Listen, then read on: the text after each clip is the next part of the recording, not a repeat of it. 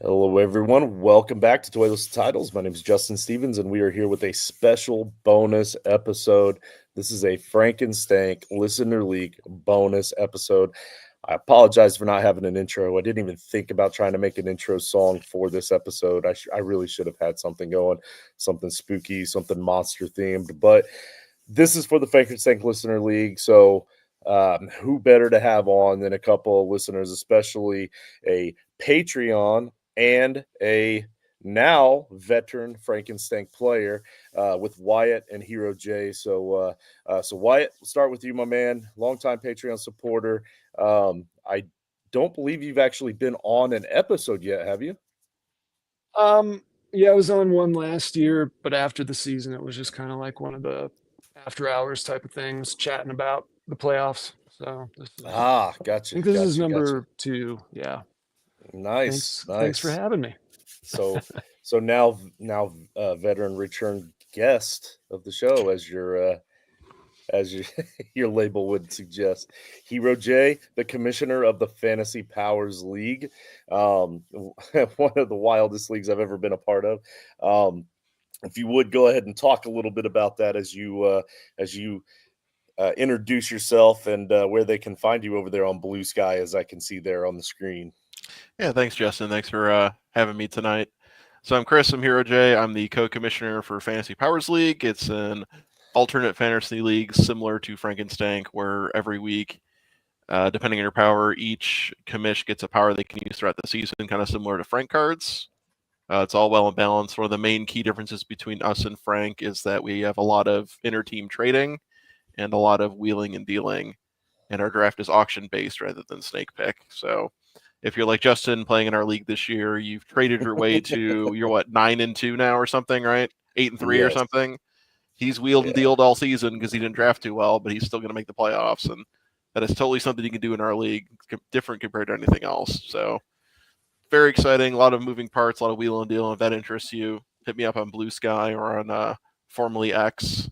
And this is my second year in Frank. I'm having a good time, and I'm excited to talk about these new monster cards. Yeah, I mean, that was nice of you to put it that way, that I didn't draft too well. Dude, it was a crappy, horrible draft. So I'm not an auction guy. I don't like drafting auctions. I actually despise it. And I said I would never join another auction league.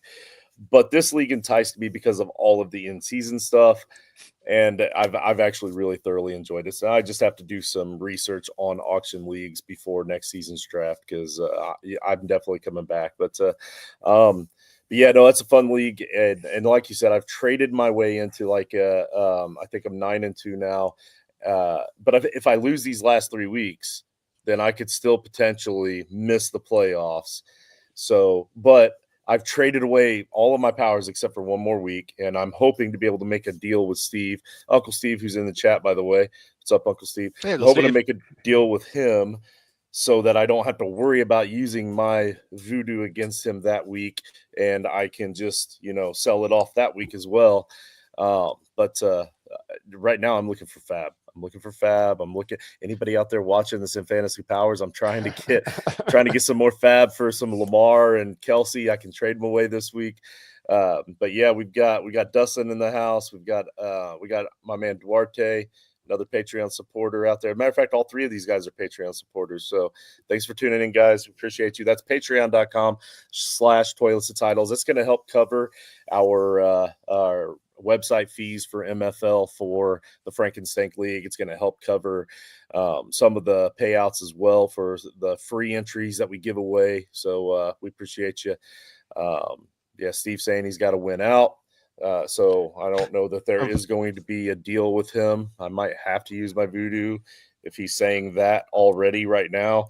It's weird because I'm fighting Steve for the 4 seed because our 5th seed locks with the most PF throughout the season if you don't make the playoffs, and our 6th seed gets in by having the highest PF in week 14.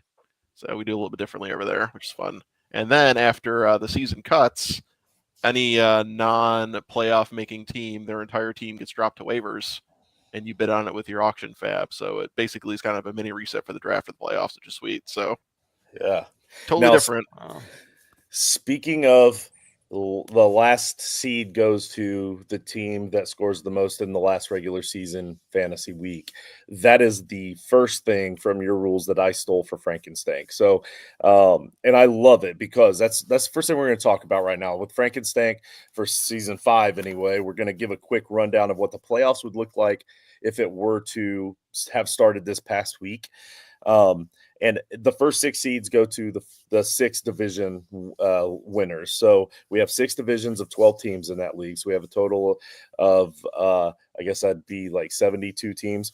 We have the Predator would be the number 1 seed. The number 2 seed is Jason Voorhees. The number 3 is the Headless Horseman. Vecna at 4. Bioraptors at 5. And Shane Hallam, the Hallam Humans at seed 6. Those are all teams that would have won the division if the playoffs were to start before these week 12 games. Then after that, it goes to points 4. For us, the next will be 2, 4, 6, 8. The next 9 seeds all go to highest points 4 that are not division winners because they're already locked in. We got the Venomized Thanos, Mick Taylor of Wolf Creek, the Hounds of Bakersville at 9. Number 10 is Brundlefly. 11, Freddy Kruger. 12, myself, Justin's Jigsaw of Judgment. 13 is Mike Wazowski. 14 is Michael Myers. 15, Australian Drop Bears. After that, the next 9 spots go to win-loss record, and the tiebreaker there is points 4. We've got the Evilest of Dead at 16. 17 is Swamp Thing, which is who I played this week. Somehow I'm only seated ahead of him because I have more points 4, but his team has been more dominant the second half of the season, so I'm really worried about that one. But Emmett, my man Emmett, that's my former partner John's son. He's a 13-year-old boy that's running roughshod down there in the Brasco division. He is currently at the 18 seed. The 19 seed is Rich's boy, the Crypt Keeper. 20 is Jeepers Creepers. 21 is Psycho. 22 Kelpies. 23 Nahul. 24 is the Fantasy Reaper of the Listener League, and that is our man Duarte. So he is currently in the last guaranteed spot as of right now, if it were to start today. Speaking of the Swamp Thing, oh, geez, here he is. And so it begins. Jason, my man Jason, I am highly considering trying to make a truce with you, but I have to debate on it a little bit longer. I was thinking earlier about a truce where we battle it out with the winner promising not to steal a player from the loser, just to guarantee I don't lose anybody. But I really need a wide receiver bad going into the playoffs. Oh, I'm going to have to look at your team real quick before I can make a deal with you. I don't know. Every time I steal somebody from you, they get hurt. I don't know if I want to do that again. Well, I have a lot of players that are across a lot of different leagues, so I also don't want you to steal anybody. But Jason is our host for the Sunday morning start-sit show, Title Time, where he's giving killer advice on who to start and who to sit. Wyatt actually chimes in from time to time with some questions on there. So, Jason, thanks for hopping on with us this evening. And, man, glad to see you. Yeah, sorry I am late. Work held me up. So, I'm looking over your team. I mean, I'm willing to make a truce with you, not because I think I'm going to lose, but because I really just need a quarterback, and I don't necessarily need either one of yours. Yeah, thanks. So that is up to you. Okay. Well, we'll definitely talk about that. And maybe Sunday morning we might make the official truce. But those last 6 spots for the playoffs go to the teams in each division that have outscored everybody else in their division that's not already locked into one of the top 24 spots.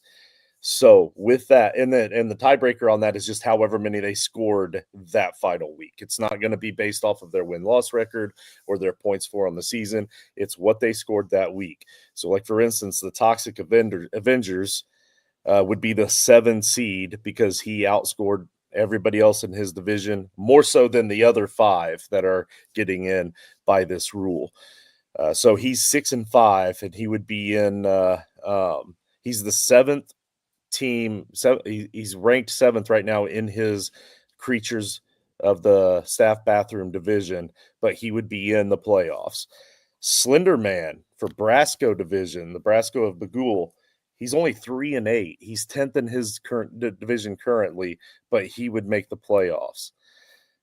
Terrify You, that's our man Porg in the Frankenstank division. He would be in if the playoffs would have started this week at the 27th spot. He's 7-4, 5th in his division. At 5-6, 7th in their division is our buddy George from the Phantom of the Porta Potty division. He would be in at 28. At 29, Darnold All the Hell in the Urinal division, the Invisible Urinal division. He's 7-4, 3rd in his division, and not locked into a playoff spot. There's only 2 teams locked into a playoff spot in that division, and he would have gotten one, unless there's another on points, I guess. But this is the one that I love because this is the one that reminds me of David Genesis in the Powers League. This guy is 2-9. He's 11th in his 12-team division in the Mummies Toot division. And that's my buddy Gary Massilian Maulers, the guy that meets up with us in Canton every year. So I would love to see him be able to squeak in there and get that spot because he tries so hard. He's had such bad luck in Frank, and he's just wanting one good season. I would love to be able to see him make a playoff run. So, but yeah, no, that's a wild rule that I stole from you, Hero J. But before we move on to cards, let's kind of go around the horn and talk about our current Frank teams and what we hope to see moving forward from our own team. So, who wants to kick us off? I can go. I'm probably the worst situated here of everybody. So all right, and then we'll go around the horn from there. But... So we'll go Chris, then Wyatt, then Jason. All right, I'm in the Mummies Toot. I drafted at Canton with everybody. I was there at the expo. Had a great time. It was fun drafting throughout the weekend too. I'm currently 6-5. My team name is Strad Von Zarevich. It's a D&D reference from Curse of Strahd. So if any D&D fans in the chat, hit me up. I thought I had a really good draft at Canton, but as is the nature of Frank, a lot of my good players got stolen throughout the year, and I've had some unfortunate losses. Team-wise, I had to burn both my QB and Superflex steals early because I had a guy get hurt, and my good QBs got stolen. So I have 4 QBs. My running back situation, not great. My 2 best running backs are Chuba Hubbard and Tony Pollard. I had a good running back stolen, and my best receiver somehow is A.J. Brown. And we're hanging on. We're trying to scrape into one of those lower playoff spots, and who knows, maybe we can go on a run. But not a good year for me. Last year was 1,000 times better, for sure. We've got some great comments in the chat here. I'm not really sure why Mark is resorting to name calling here, but I knew he was going to be late. He went to a hockey game, but I don't know what's going on there. But unless maybe I said something bad about his team or something, which is possible, or himself. I might have just said something bad about him. But Jerry Janigan is in the chat. Appreciate you in there. Yeah, everybody else is kind of battling here in the chat with whose team is worse. So I'm wondering if there's any good teams out there. Wyatt, how about you? How are you looking? How do you feel about your playoff spot, your playoff position? I don't know that there will be one. What's been exciting? I have the same record as Chris, 6-5. What's exciting is I've gone on a win streak, which has been nice. But there's other teams in the division that have a lot more points. So I've gotten really lucky, and I'm grateful for that because I haven't gotten lucky in a lot of places this year. But Frank, it's been fun. So hopefully I can score a lot of points in the next couple weeks and squeeze in, but we'll see. It's tough. Just really try to focus on that week 13 matchup. Try to do your best to focus on trying to get good players in there and see if you can't. We got no one on bye. Been planning for it. So there you go. We'll see how it goes. The wide receivers are not looking good, but And actually, I forgot, we do have somebody with a good team. So we've got Swamp Thing here. Jason, what do you, we already know you're going to make the playoffs. What do you feel about your chances in the playoffs? Well, so I'm looking at week 14, and I'm a little troubled. I've got Drake May on bye. I've got Joe Mixon on bye. Jonathan Taylor on bye. Nico Collins on bye. Terry McLaurin on bye. But we'll get through it. My team is actually very good. I'm 9-2. I think the biggest issue I've run up against, twofold, right? Early on, people with monster cards, players I would want, were protected. For example, I beat a team that had Kelsey, but they had Kelsey protected. I knew they would, so I still Goddard instead of Kelsey. That burned their card, but it also meant I didn't get Kelsey. Goddard's been okay. The other issue I ran into is I work a lot of hours, and I could have stole Josh Allen a couple weeks ago and got out of work too late. By the time I realized it was past the 8 o'clock deadline, missed out on taking Josh. Yeah, I wasn't too thrilled about that one either, because I played that guy that you were supposed to steal him from, which is my son, just like 2 weeks later. And I knew I needed him to lose a big player, and I knew you would steal Josh Allen. And I needed him to lose Josh Allen to give me a shot at beating him, and he ended up barely beating me. So that Josh Allen probably would have made the difference. So you need to get your priorities straight, sir. It bit me as well, to be honest, guys, because I lost the following week and lost Jaden Daniels because I lost. And had I had Josh Allen instead of the quarterback I played, I would have won. So it bit me as well. And Hero J's correct. My team was so good. There wasn't anybody really. I could have swapped tight ends here. I do need quarterbacks. Go ahead. That's what I was thinking. That's why I picked up and started Jameis Winston or whatever, and I ran out Derek Carr. Like, nobody wants those guys. And had I not done that, I think if I would have started if you'd have started Jared Goff, I would have beaten you. Yeah. Yeah, I mean, he had 80 points on your bench. Yep. So, yeah, really that was a rough one. Card I could use to fix that. Wink.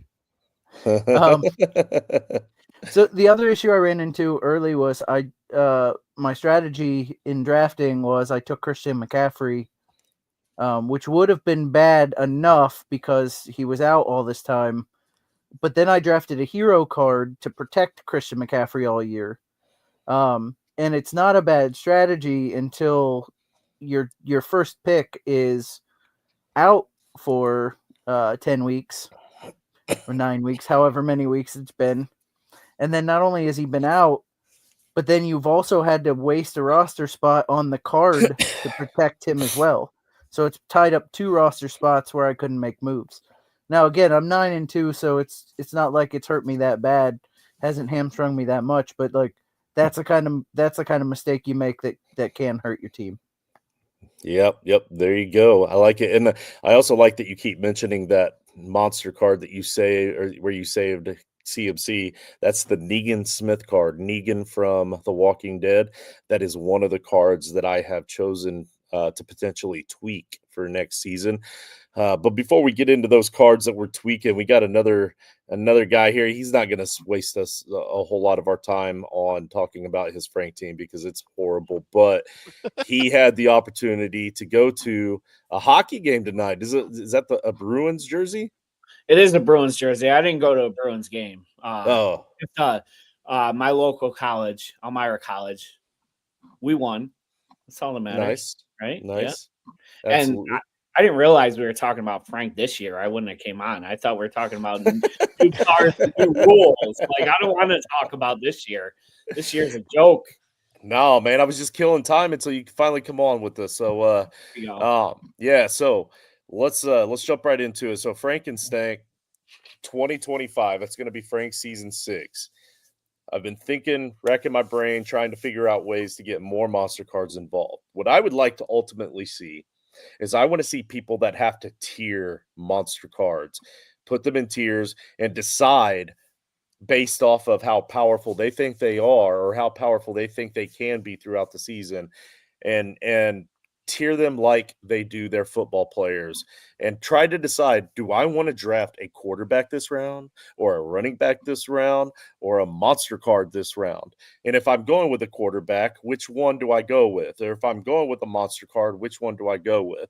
Like, I want it to be kind of on that level. So the way to do that is to introduce a ton new players, kind of like if we added expansion teams and we're just pulling in a bunch of players into this player pool. And my thought process here is I'm going to add 2 more roster spots, because we are now going to have 2 more monster cards on our roster. Now, adding the 2 more roster spots, once you start losing monster cards, you now have more roster spots available, which would potentially allow you to hide more players.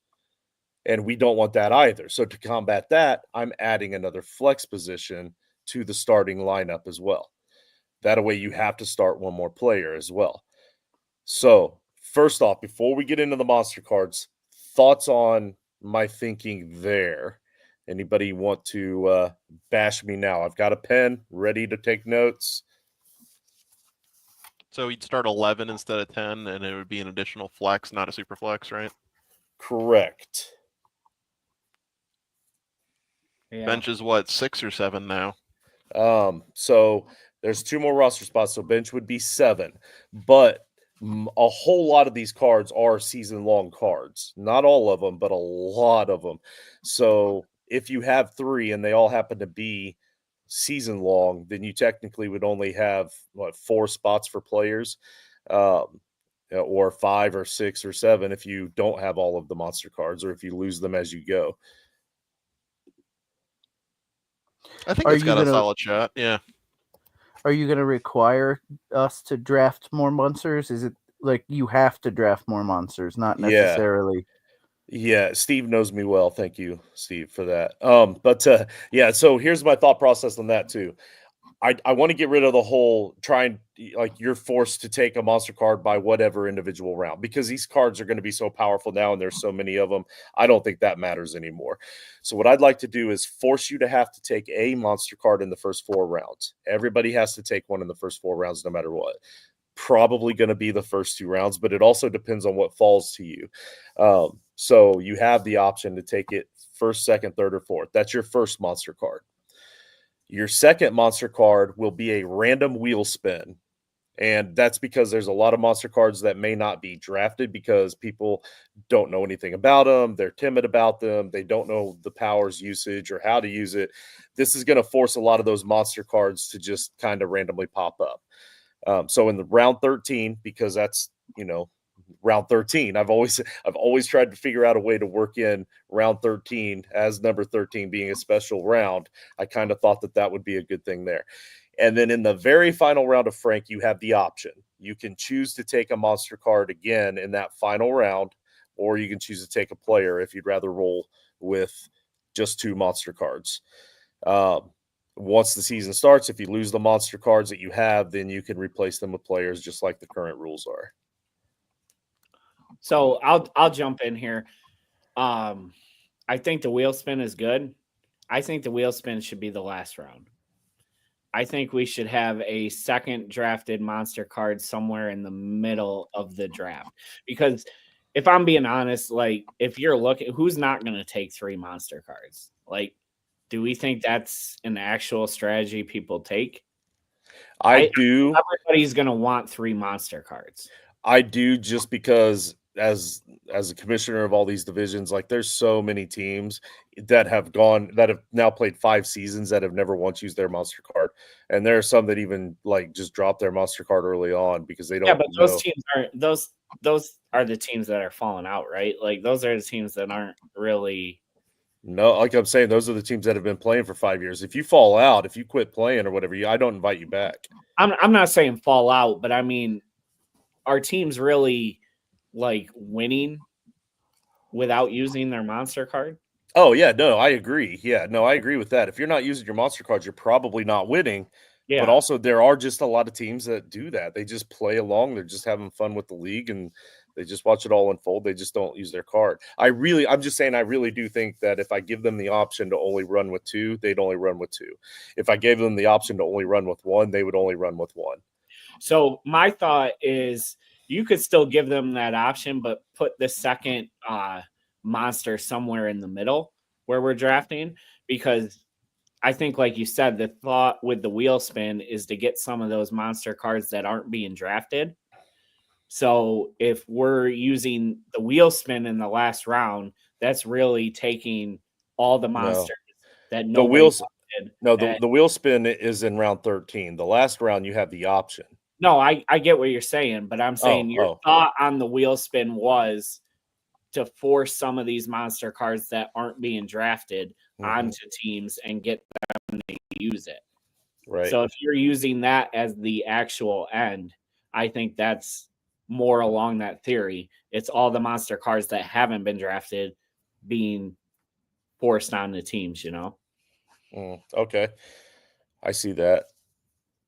Okay. Anybody else have thoughts? I like a forced monster draft round after your quote-unquote starting lineup would be filled. So I would do it probably in round 12. But 13's not bad either. Okay. So we do a merger or kind of a mixture of this. We do make round 13 the monster round, but we just make it a forced. Yeah. And you pick what you want and not a wheel spin one. And I like the last round wheel spin, so it's still kind of adds a little bit of fun to the end, right? Yeah. I like the wheel spin, but I almost like, if you want to have it where people can choose to have a monster card versus not have a monster card, I almost like it having it earlier where like the players are more valuable, you know? So you have to make that decision between a valuable player So monster card. So then we don't let them have the option. We force them to have 3, and if they want to drop them, they can. I mean, because at the end of the day, like, what is this league? Is this the fantasy football league with monster cards, or is this a monster league? I think it's a monster league, right? Right. No. Right. That's fair. That's fair. Just like with us, it's a powers league. You should be able to use your cool stuff that you draft and pick, right? Or maybe you do it in a tier standpoint where, like you said, the first 4 rounds you can draft a monster card. The second 4 rounds you can draft a monster card. And then you have a wheel spin towards the end. So like you can draft it 1 through 4 or 4 through 8. You're picking. What if I want a monster 1 and 2 and just like screw all rookies and sophomores? I wouldn't do that personally, but should you have the option? Yeah. We got a fresh out, I think. Yeah, I didn't think about that. Depending on what's out there, yeah, I would. We're doing the tiers. We kind of got to rethink the round strategy, like how we have it set up currently with rookies and playoffs. Because all monster cards are rookies, right? So like you can take them like, I don't know, like there are some things that you value over all players, like Freddy. I'm taking Freddy anywhere in the first if he's there. It doesn't matter where I'm picking. I'm being honest. If you give me the option to draft a monster card in the first 3 rounds, I'm taking all monster cards the first 3 rounds. Right. I'm not touching a player. Right. Yeah, I agree. So you got to come up with some kind of balance, right? Yeah, I agree. So I've got something we haven't talked about before, but you know, what's always struck me about the league is that these are monsters, right? And yet everything they do is positive. Well, like you get to save players, you get to take points, you get to. So where are the negative monster cards? But what you're thinking is it's negative to the people the monsters are going against. Right. Oh, sure. I'm with you. I would say, but it's like, I used sometimes the Mind Flayer a couple weeks ago to steal Josh Allen's points from my opponent and therefore win the round. That was aggressive, wasn't it? I'm just saying sometimes. I'm saying that sometimes the leopard eats your face. So you want monsters to attack you? Like you want the monsters to be bad against yourself? I'm saying like last round wheel spin, and you have to, there's a zombie apocalypse that comes after you, and You know, for every even week, you lose X amount of points. I do have a zombie card. I've Or the created. wheel spin is a monster that you have to play at some that is a net that hurts you, and you have to play him at some point during the season. And it's like Just the throwing wheel it of out. death. Listen, it's I not like something that. we've talked about, but it's you know, I like that. Negative monsters. I'll have to think about that one. I Because- think There's enough negative monsters in the world. No, I'm kidding. Yeah.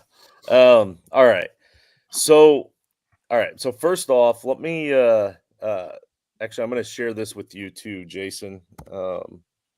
Which email do you want to use? the Watson JF. Okay, so I'm sending you a doc now that has all the monster cards on there. The top 25 or whatever are the old ones that I've written potential monster updates for. Like we're updating the monster card powers and stuff, and the like 50 below that are all the new ones that I've created that I'm adding to the list here. But so if there's no change, I'm just going to kind of give a quick rundown. The blob card, I don't feel like I need to change that. It's already pretty powerful. You steal a player from your opponent, even whether you win or lose. And of course, all of the monster cards have their own special little extra rules that come along with them. I'm not going to go super deep into them, but the Ghostbuster card, you get to block somebody from using their card against you. So I decided on a couple of things. For one, this was the only defensive card we have. So I've created a couple more defensive cards in the new cards that I've created. And that I kind of somewhat stole that part of the idea from you here, Jay, because whenever I look in your Google Doc for your Pet Fantasy Powers League, you have like 3 or 4 powers for each individual section. Right. So like go ahead and describe that a little bit. Yeah, sure. So in FPL, we have 12 powers, 12 players. We have like offense, defense, neutralizer, and like dark arts. And the idea is that our first group, we have a guy called Captain Double Up. He's an offensive power. He can pick player every week and he gets double points, right? He can do that every week. But obviously that's very powerful. You don't want that to go run around every week and just give somebody 20, 30, 40 extra points. So to counteract that, we have 2 guys that can negate powers. I have neutralizer this year in the league. I can pick 1 power out of the week every week, and he just doesn't do anything. And we have another neutralizer-esque thing called Cloak of Invincibility. If you play against him, any powers against him don't count, right? So we have these checks and balances in our league because there's only 12 of us. You're using your powers every week, so we kind of have to make things a little bit more even. So Right. I agree with your thoughts of making Ghostbuster multi-use because you guys don't have many negation powers. If you find somebody that finds that right combination of, let me grab a season long that's really good, let me grab a one shot that's really good, and let me grab something else that's really good, they can really run away with things. So you kind of Right. need those checks and balances so folks don't, Right. run away with things picking the right combo of stuff. So what I did was I'm going to break down the Google sheet so that it looks a little bit more like what he has there, but it's also going to across the Google sheet to show all the rules so I can share it with everybody that plays in Frank. They can see this is what my power does, and then for every single power they go up against or they could potentially go up against, this is how it would be played against the other. That way there's no questions as to what can hurt your card or what cannot hurt your card or how you have to play it. And when I was thinking about that, I thought, well, I only have 1 defensive card. So I created a couple more defensive cards, and they're later on in the doc here, but they're powerful enough and so powerful that I felt like it made Ghostbuster not very powerful at all. And especially considering there's a potential chance that you're going to go up against somebody that has a monster card nearly, if not every week, because of having every team having 3 monster cards to start. So I've made the Ghostbuster so that you can now play it up to 3 times all season long. So that's one potential change there. Any comments about that one? I hate defensive cards and powers. in both leagues, the Fantasy Powers League and Frankenstank. It is what it is. I get why they're there. I get why we have them, but I hate them. I hate having to worry about them every single week. Okay, so somebody that's not biased. You just make a deal with the person that has it to not screw No, you. I get it, That's but, you be like, proactive, okay? I would argue that the defensive powers are the most powerful. That's why I draft Ghostbuster every year. I agree. I agree. Yeah, I've used my power like 5 times this year, and I haven't ever even had to use the power. Yeah. You just threaten them, right? Right, exactly. All right. So next we've got Freddy Kruger. I did make a slight change here. Freddy Kruger, you designate a player at the start of the season, and that player is now Freddy Kruger. And so let's say you chose Tyler Algier because that was a popular one this year. If Tyler Algier even registers so much as a stat of any kind, it can be a target, and that's it. He doesn't even have to catch it. But if he registers a stat on MFL, then you now get the average of the top 10 people at that position. So the average of the top 10 players at running back, that's your points for Tyler Algier for that week. But you get to keep that Freddy player, that Freddy card, all season long, unless somebody steals the Freddy player from you. Or obviously, if the player gets hurt and goes on IR and you drop the player, then you'll also lose the card then.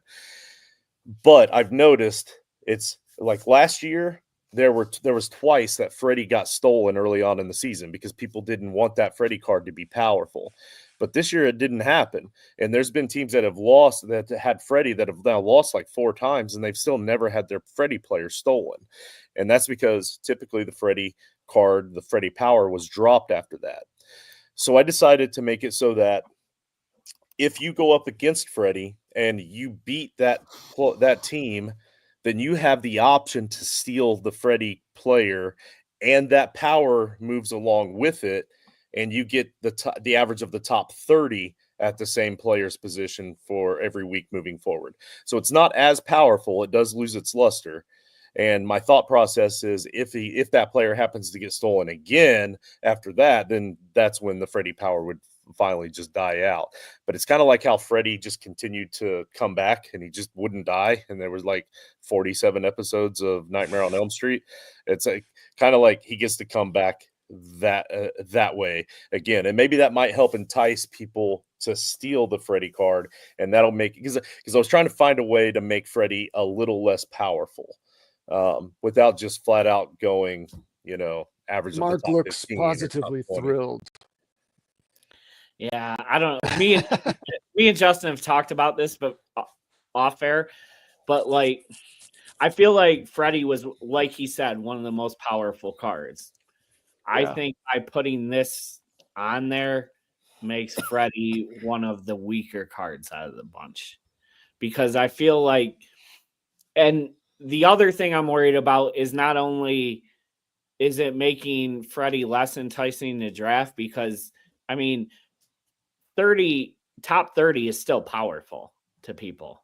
So as long as it's not a QB, yeah. Especially when we're adding a flex position next year. So I think 90% of the people are going to want to steal Freddy whenever they're playing them, if they beat them.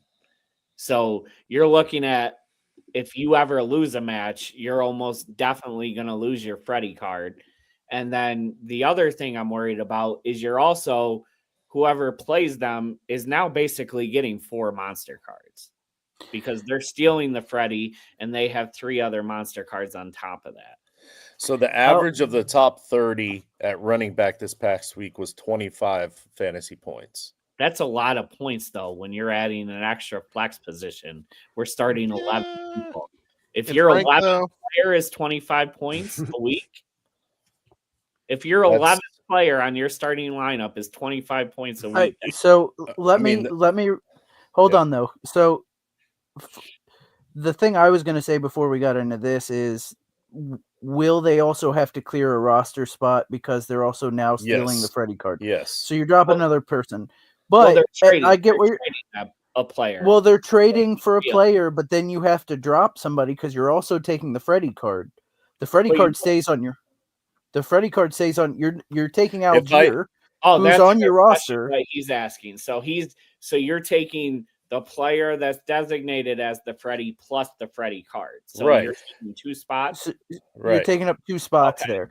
But That's also, what I'll say to you, Mark, is, and I get what you're saying, it's the 11th spot, but like, so if I have Freddie and it's Tyler Algier, right? Let's say I drafted Freddie. yeah. Well, I also still have Christian McCaffrey and on my team. So like, you might take the 30th spot. You might take the guy who's average top 30, right? You might take my Freddie because you want to take the card away from me. But then you're not taking my Christian McCaffrey. You're not taking my Joe Mixon. You're not taking my. So, like, you're saying that they may take the average guy. They may target that top 15 to weaken me and make them better. But then they're also not taking your star player. So, like, so you get what I'm saying? Like, so it's not going to be the 11th spot on your roster per se. It's No, going to be like the star that you're not taking instead. No, I get that, but it's also an average. It's not the 30th player score. No, it's the You're 15th, getting an average roughly. of that. Yeah, so like even if you look at like Christian McCaffrey or guys like that, like every week, are they scoring that much more than 25 points on a weekly basis? Like, No, I don't think there's a lot of guys out there that you would pass up on that. There are currently 27 players that are averaging more than 25 points per game. 27 players in the whole league. No, running backs only. Okay. Well, 'cause- to be yeah. fair, it has been a really running back heavy season, right? Kinda, Right. maybe? But I mean, that's going Yeah, to fluctuate with each season. Maybe it'll be Right, wide that's true. receivers That's next year. true. But Well, I have also- an That's idea. true. I have an idea to stop all of this. If you do, what if we say if you do steal Tyler Algier and Freddie and the Freddie card, you have to give back 2 starting players, the one running back, but then also another starter off of your roster of your choice. Now at least it's 2 starting players that you have to give back. Or you have to give back a monster card. Ooh, you have That's to probably be what it willing is. to trade back I a almost monster like card. that more. I almost Yeah. like Oh wow, But I Blood love for blood, that. yo. That but at the could be same it. time, I think that's what it should be. But at the same time, I think that almost goes back to where you were upset that the card's not getting stolen enough. Are people Now- going to give up a monster card for Well, it depends. If I got stuck with the leprechaun card on the wheel True. spin, I'll give that up True. for a Freddy. I mean, I think it depends on the monster card. Again, True. that's gonna entice people to tier their monsters, which is Yeah. what I'm looking for. I like it. I do like that. I like that a lot better. Okay, and a player. Okay. As All right, the That got also move, means if I love it. that also may entice people to hold on to their monster card. Like, It hey, I'm also- playing Freddy, right? What do you think it might? What are the odds that somebody might actually bench their Freddy player 1 week because they don't like the monster cards they're going up against that week? They're afraid they're going to get stuck Wow. with that monster card and get Freddy stolen. So much Oh. for playing in other leagues. Hey, hey, listen, this it could be a double whammy if you add negative monsters. Yeah, that's true. So if there's a All negative right. monster, you can trade a negative monster. I know For- you keep going back to this negative monster thing, but I'll be honest with you. I've got 50 new monsters and that wasn't on the radar, so I'm not positive. Like, this may not be a season 6 thing. All right. I love that. Good. I'm glad you came on, Jason. Can I put? I'm good for one idea show. Can I throw one more thing on the table before we dive too deep into the monsters? Uh-oh. What about reworking the heroes? Okay, that's going to be another episode. Oh, okay. Unless it's going to directly impact the monster cards, I guess. No, I was just thinking more of like, doesn't necessarily have to be the first 2 weeks that we gain them. Okay, first off, no, he has his hand up. No, we're not going to call them Hero Jays. No, I mean, I was say, do you have a monster plan where you can steal heroes? Because that would be a good play too, right? I like that idea. Okay, so I thought about that, but then it made me feel like it took away from the reason for the heroes. Yeah. The reason for the heroes is to keep people from quitting early on in the season. So the only thing I'm gonna say is, I feel like the heroes shouldn't roll into the playoffs. I've always felt that way. Why should they get to roll into a playoffs? If you made it to the playoffs after losing your first two because you got a hero, you already got the benefits of the hero. Now it should be even playing field because you've won enough that you've picked up players.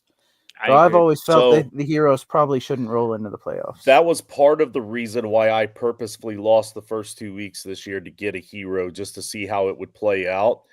And having those first two losses, I lost a couple of decent players, even though I was benching my good players. I even lost Nico Collins in the first 2 weeks. So, and I know he's been hurt a lot of the season, but he's tearing it up. Like he's a great wide receiver. So on top of that end of it, then having that hero in my wide receiver spot now, as I've been going through and navigating and stealing players, it's along the way, I could have potentially stolen a wide receiver, I guess, but then I'd be hurting at other positions that I lost early on. Now I'm at a position where I have to have wide receivers. And I know this is just my team. I'll have to look at the other teams that have heroes too, that also made the playoffs. But it's made it very, very difficult to steal the right positions in the right spots that I need. So now I'm still weak at wide receiver, even with the hero. So if I go into the playoffs and I lose my hero, I'm literally starting nothing at wide receiver. But like Jason said, that's you're choosing to lose to gain that hero. So that should be your negative aspect to gaining that you have to navigate. We're not always choosing. I'll also say I'll also say too though, and that's where I was kind of going with it. Why does it have to be the first 2 weeks? What if we could gain a hero if you lose 2 weeks in a row at any point in the season, but you don't gain that hero until you lose 2 weeks in a row? So I don't know about 2 weeks in a row, but maybe 4. I kind of like that. I like the thought. Yeah, because I also throw out if you knew you wouldn't have wide receivers in the playoffs, your strategy would have been different. You might have taken a wide receiver instead of a running back here and there to not have screwed yourself. But because you knew you had the crutch at wide receiver, it allowed you to go into the playoffs weak at wide receiver. So, if I wanted to get really deep with it, the whole analogy of it, the thought was the heroes come along after within a monster themed movie. The storyline is after things hit the fan, the heroes come along and help save the day, and then the monsters are killed off by the playoff, and then the heroes go on to live happily ever after. If I'm being honest and cheesy with it, that was the whole thought process of the analogy of a monster movie type thing. So that, just to answer that question, you always wondered why heroes moved on into the playoffs, is because they're riding off into the sunset. Fair enough. But to be fair, the monsters always fucking win, right? they kill the heroes. I'll point out, because I don't know if Friday night shows are different than Sunday morning shows, but there's one cusp. We got one left. I'll click it over to for family view, whatever. It'll be fine. So it won't be. This one won't be a family view. This one will not be for kids. No, I'll click it over. I ruined it. Yes. All right, we've been on the heroes too much. I do have that note, but I like the thought. We will definitely go back to that and revisit. Justin, are any of them? I know you're going to get into the monster card soon, but maybe, maybe, yeah, we're already almost an hour in. But maybe a monster, like a hero killer. A hero killer. So maybe you can play if you're playing against a hero and you're like, ooh, I want the hero. The monster can somehow. Maybe you can kill them steal for the that hero, week, maybe? or just kill it well, we already had that with the mind flare, but more of like in a stealing aspect, I think. Gotcha. Or why not kill the hero? I mean, the Or Ghostbuster, if you just want to kill it off the other team. right? Yeah, the real problem Yeah, with the hero so they couldn't killer use is them it anymore. takes away the reason for the hero, right? Like, so Right. Yeah, that's true. Justin went 0-2 on purpose, but there were a Right. few teams where they just drafted poorly or injuries hit early or whatever, and now they're 0-2 and you kill their hero, like that. It just kind of removes the. And also from a removes commissioner any sort of standpoint, anything. Yeah. that makes it hell trying to replace 2 teams for every division or early on in the season. So that's why I really like the heroes. That's a bad idea, so let's just move on. No. I actually like it. I actually like it. The thought of maybe killing them for the week that you play them, if you want to use your monster card for it, like killing them just for a week. Where where like you said, the monster card you used killed a player. Maybe we have one that only kills heroes. Like maybe there's a specific monster out there in the monster world or something. Yeah. Yeah, like Thanos. Thanos, that's his theme, right? He kills heroes. So I mean, you know what? Everybody. He kills half the heroes. Yeah. Okay. I don't. Listen. I know we got to get back to the heroes. I don't know why Thanos didn't just like snap double the amount of stuff into existence so people could like all live. Like, why don't you instead of killing half the people because there's not enough resources?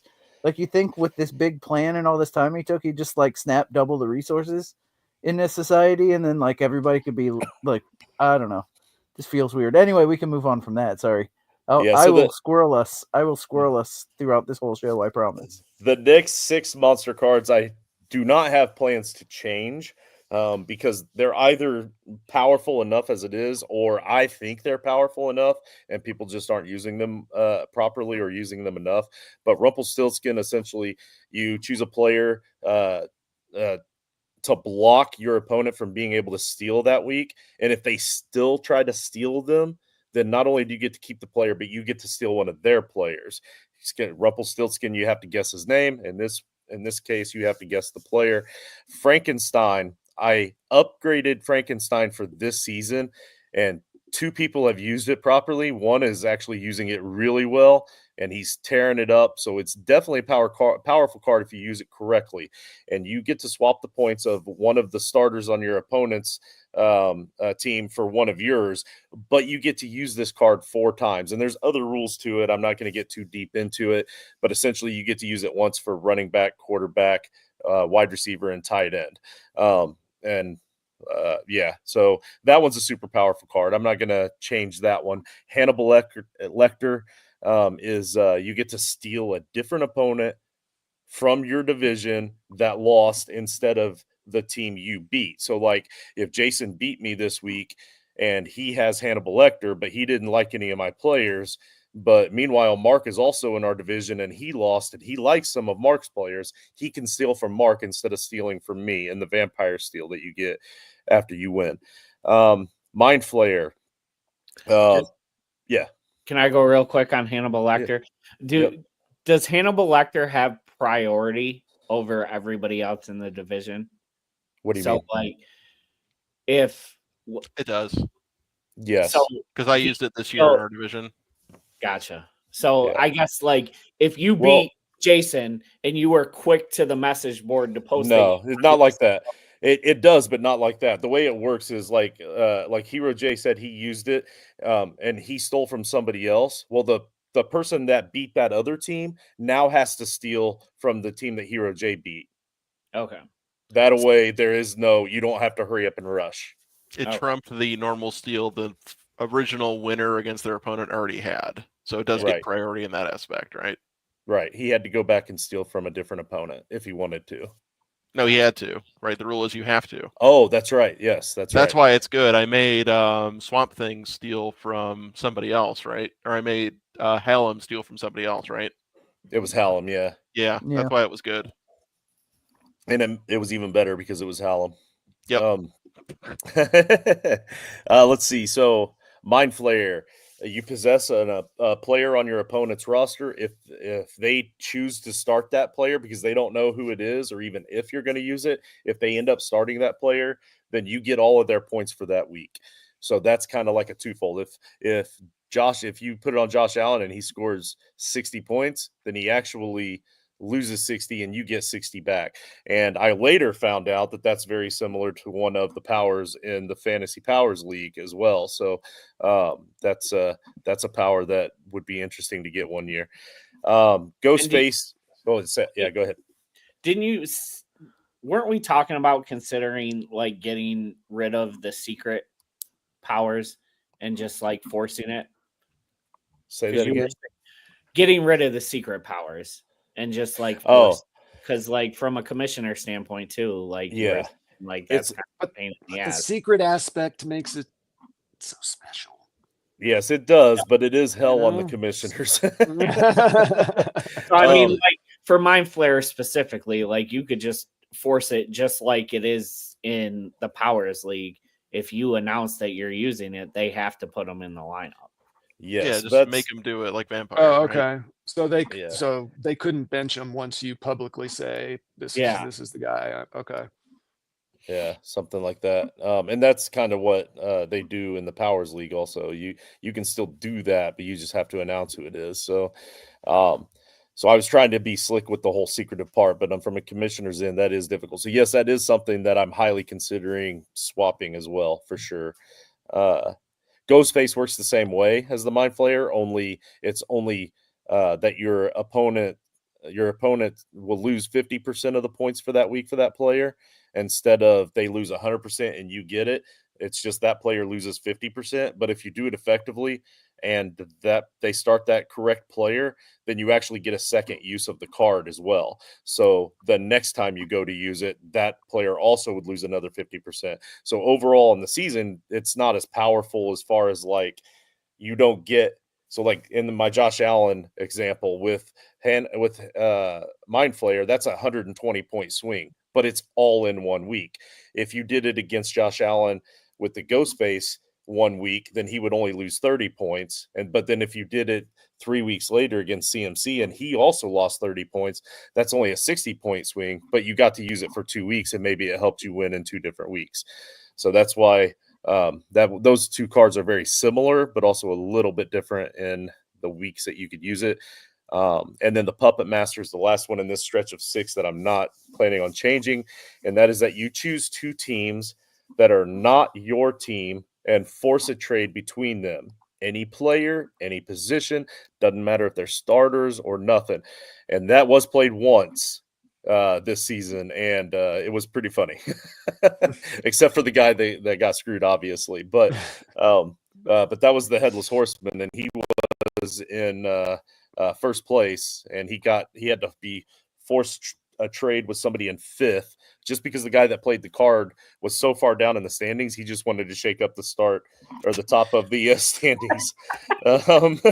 So now that we're talking about it, I'm looking up the Headless Horseman. He's still in first place. The Headless Horseman.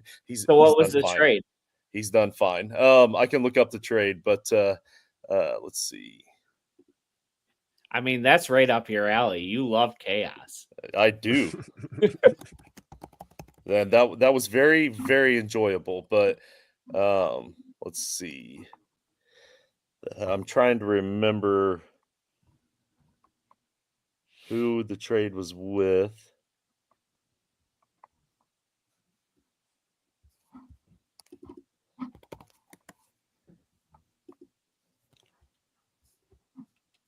What division was that? The Brasco division, I believe. Oh, here we go. We got 2 trades on October 29th. So Headless Horseman gave up Jordan Mason for DeAndre Swift. So that would have been his vampire. Here it is. That's right. A Headless Horseman had to give up Jalen Hurts, and he got back Justin Fields the week after he got benched. Oh boy. And that was with Michael Myers. So Michael Myers, Anthony Dion, a guy that has done very well in Frank on a regular basis the last few seasons. He was in 5th place, I believe, when that happened, and he's now currently in 4th. But he also hasn't lost since then. So that Jalen Hurts definitely helped him. But yeah, that's a wild card. I like that one. Okay, Gizmo is the next one that I'm actually making a change to because it has been a crappy card. It does not serve Gizmo justice, even though he's a friendly, furry, fun little guy. You wouldn't expect him to wreak havoc. I want this little bastard to wreak havoc. So it's all players on your roster that play in overtime get an additional percentage added to their points. I thought it was going to be more powerful because I did a little bit of research behind it, and on average, there's 1 overtime game per week in the NFL. On average, that's over the last 3 seasons. The problem that I didn't really consider with this is there could be 3 overtime games in 1 week and none the next 2 weeks. So that card's useless for those 2 weeks. And even in that one game or that 1 week where there's 3 overtime games, the guy that's using the card or the girl that's using the card would have to have the those players that play on those teams, and they would also have to be in their starting lineup. So it's like far less than once per week that these Gizmo cards are actually getting used. So what I added on here, and this is something I'm definitely interested in hearing your guys' input, is I'm adding in a bonus for any primetime game players. So in other words, like, because you can't feed a gremlin chicken after midnight, so I'm thinking late night at least. It's going to be past midnight somewhere, England, whatever. So anytime you have a player that's playing in a primetime game in your starting lineup, they also get an increased percentage bonus. What do you guys think of that one? I'm good with that for sure. Yeah, I think it definitely adds. The only other way I think you could go is if there's an overtime game, their card just gives bonuses to all their players regardless if they play in the overtime. Like they just get a bonus point for any overtime games towards their team. Yeah, so let's say the Broncos and the Chargers go into overtime. I don't even have to have a Bronco or Charger on my team. I just automatically get a 10% bonus for my whole bonus, yeah. Something like that. Yeah. Okay. I think the primetime game makes it more realistic. I wonder how often. Yeah, I think most people would have a player enough times in primetime that it would work. I was also kind of thinking the whole primetime thing because it adds strategy. Like somebody might be more willing to start this player over that player just because I know he's going to get me 10% bonus. Or even in the draft, because we all know the NFC East plays in primetime at least once a week. Like there's you know what I mean? So like it might make you you might end up drafting, Wan'Dale Robinson when you normally wouldn't, or Slayton, for example, late in the draft if you end up with the Gizmo card. Wyatt, any thoughts on what that percentage boost should be? No, I don't have much to add to this one except that something more needs to be added to it. So I'm glad that you're doing this. But yeah, he was always one of my favorite movies growing up. Like I was thrilled just to be able to get him in. Now I feel like I've not done him justice. So that poor little guy. Well, all right, you explained it really well of why it's challenging in its current form. So adding the bonuses in are a good idea. The birds. I like this one just because it's kind of creative, but you play this card and anybody in your entire division, like 11 of the 12 teams anyway, in your division, including yourself, will all get an extra 20% added for every single player that is in the starting lineup that plays for a team that has a bird or that is, named after a bird. So the Cardinals, the Eagles, the Seahawks, the Falcons, and the Ravens. The only team that doesn't is the opponent that you're going up against that week, and they will lose 20% for anybody in their starting lineup that that plays on a bird team. So this one wasn't drafted. It was only drafted by one team, and that team wasn't very active. I ended up replacing them with somebody else. That team isn't super active. They are at least setting a lineup, which I very much appreciate. I'm not complaining, but they haven't used the monster card. So I thought about just making and some of these towards the bottom just to make them more powerful. I like the card itself. Just to make it more powerful, I added that you could play it twice, and this is one of those. Oh wait, no, not this one. I didn't say that for this. For this one, I said that I'm also going to allow to use twice, and I'm mixing in passing yard bonuses for your quarterbacks. So since it's birds, they pass the ball, it flies in the air. So your quarterbacks will also get a percentage boost bonus the week that you play the birds card as well. What do we think of that? It's a little more situationally better if your QBs get the boost, right?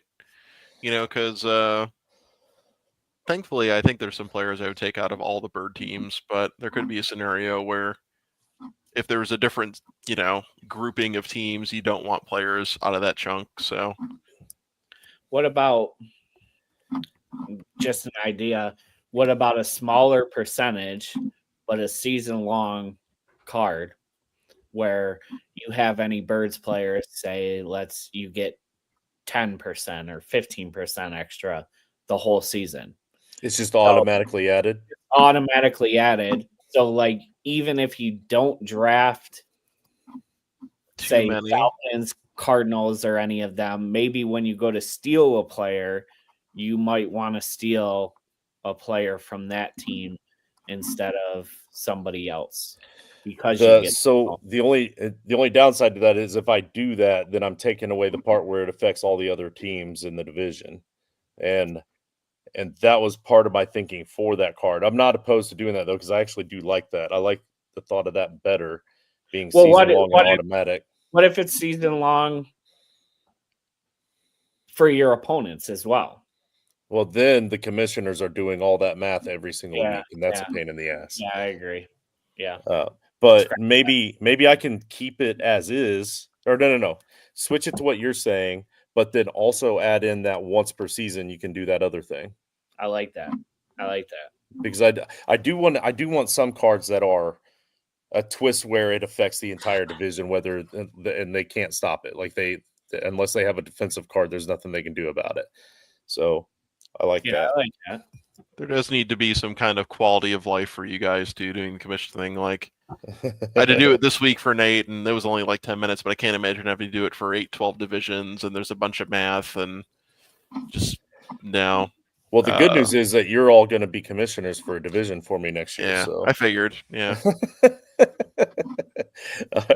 I think we lost Wyatt. Wyatt, hello. I'm joking. Still here. Oh yeah. I mean, yeah. This is really tough because I'm doing it off my phone, and you guys are really tiny. It's anyway. No, I said that because I said that you're all going to be commissioners next year. I was making a joke. Oh, I know. I was trying to make you guys bigger because this is really frustrating. But anyway. All right. I know that's a joke. Trimmers. I'll commission a division for you if you want. Sweet. Trimmers. Trimmers, you get 2 free waiver claims throughout the season. This one I don't think has been drafted yet. This was a new one this year, but I don't think it was drafted at all. I thought that it was a pretty powerful card because the way the waivers work in Frank is every single week you add more to how much the minimum fab requirement is to try to get a player. Every single week it goes up a little bit more, a little bit more, a little bit more. It escalates so that by the time the playoffs start, it's $100 minimum bid for any players that are on waivers. But nobody even tried to draft it. So I thought about it, and there's a system to the Fantasy Powers League that Chris and Nate have, where since they have an auction draft, different powers, you start off with different levels of auction, and then you also start off with different levels of fab. So different players have different set of advantages. Some of the advantages are financial and some of the advantages are power. So I really liked that. So I thought about for trimmers, since this one's based off of we're kind of based around getting free waiver guys, that I would just add an additional $500 fab for them to use on the season as well, where everybody else will have $1,000 as usual. They'll start off at 1,500. Do you think that makes it powerful enough to entice people to want to go after it? It's definitely an added bonus. I just think it's tricky when you're doing the waiver wire powers because, like Chris, in fantasy power leagues, I think the sniper power only got used when you traded for it, right? Well, unfortunately, sniper in our league the past 2 years hasn't really been too active. And I don't know if they feel like they got like a bum rap on like, oh, my power sucks. I don't get to do anything every week. I only get 4 steals off the waiver wire this year. But we also only have 2 bench spots. So I feel like it's a lot better for us because there's a lot more moving parts. Folks are dropping starters where you'd start in any other league normally every week. Like, I forgot, Justin, you picked up Jameis Winston today. Just chill on the waiver wire in a Superflex league. Like, that doesn't normally happen, right? Right. But, 2 bench spots. So we have a lot more moving parts, a lot more turns. So for us, it kind of makes more sense. But if we're expanding to 11 starters and 7 bench spots, that could be a little bit more of a tough sell for me, right? Maybe you got up that a little bit higher, or double the fab, or give them something else, right? Or think about the monster. Okay, so the idea behind this card was that the Tremors, the graboid from Tremors, comes up out of nowhere and snatches a dude right out of nowhere. So that was kind of the idea. They're going to come out of nowhere and they're going to snatch a player off of waivers. So maybe we think of something else with a graboid that can also be added to this to help entice. So maybe this guy can steal heroes. Yeah, maybe that's the hero card. But again, we're going back to the whole point of the heroes is to benefit teams that are struggling. Yeah, unless unless this is the hero card that just kills the hero for the 1 week. He comes out of nowhere and he annihilates the hero. He not kills. Let's say he knocks him out for the week or whatever. Then the hero can still come back the next week. So, I mean, I kind of like that. He's got a hamstring issue. Yeah. There's only going to be like 2 or 3 teams or 4 at most in each division that has a hero. So we could make it that this card can knock out any hero it goes up against. So they can use it 3 or 4 times. If you really want to get crazy and talk about things that affect the whole division, what if this, when you use it, could randomly go steal anybody in the division's player to start for this week for you?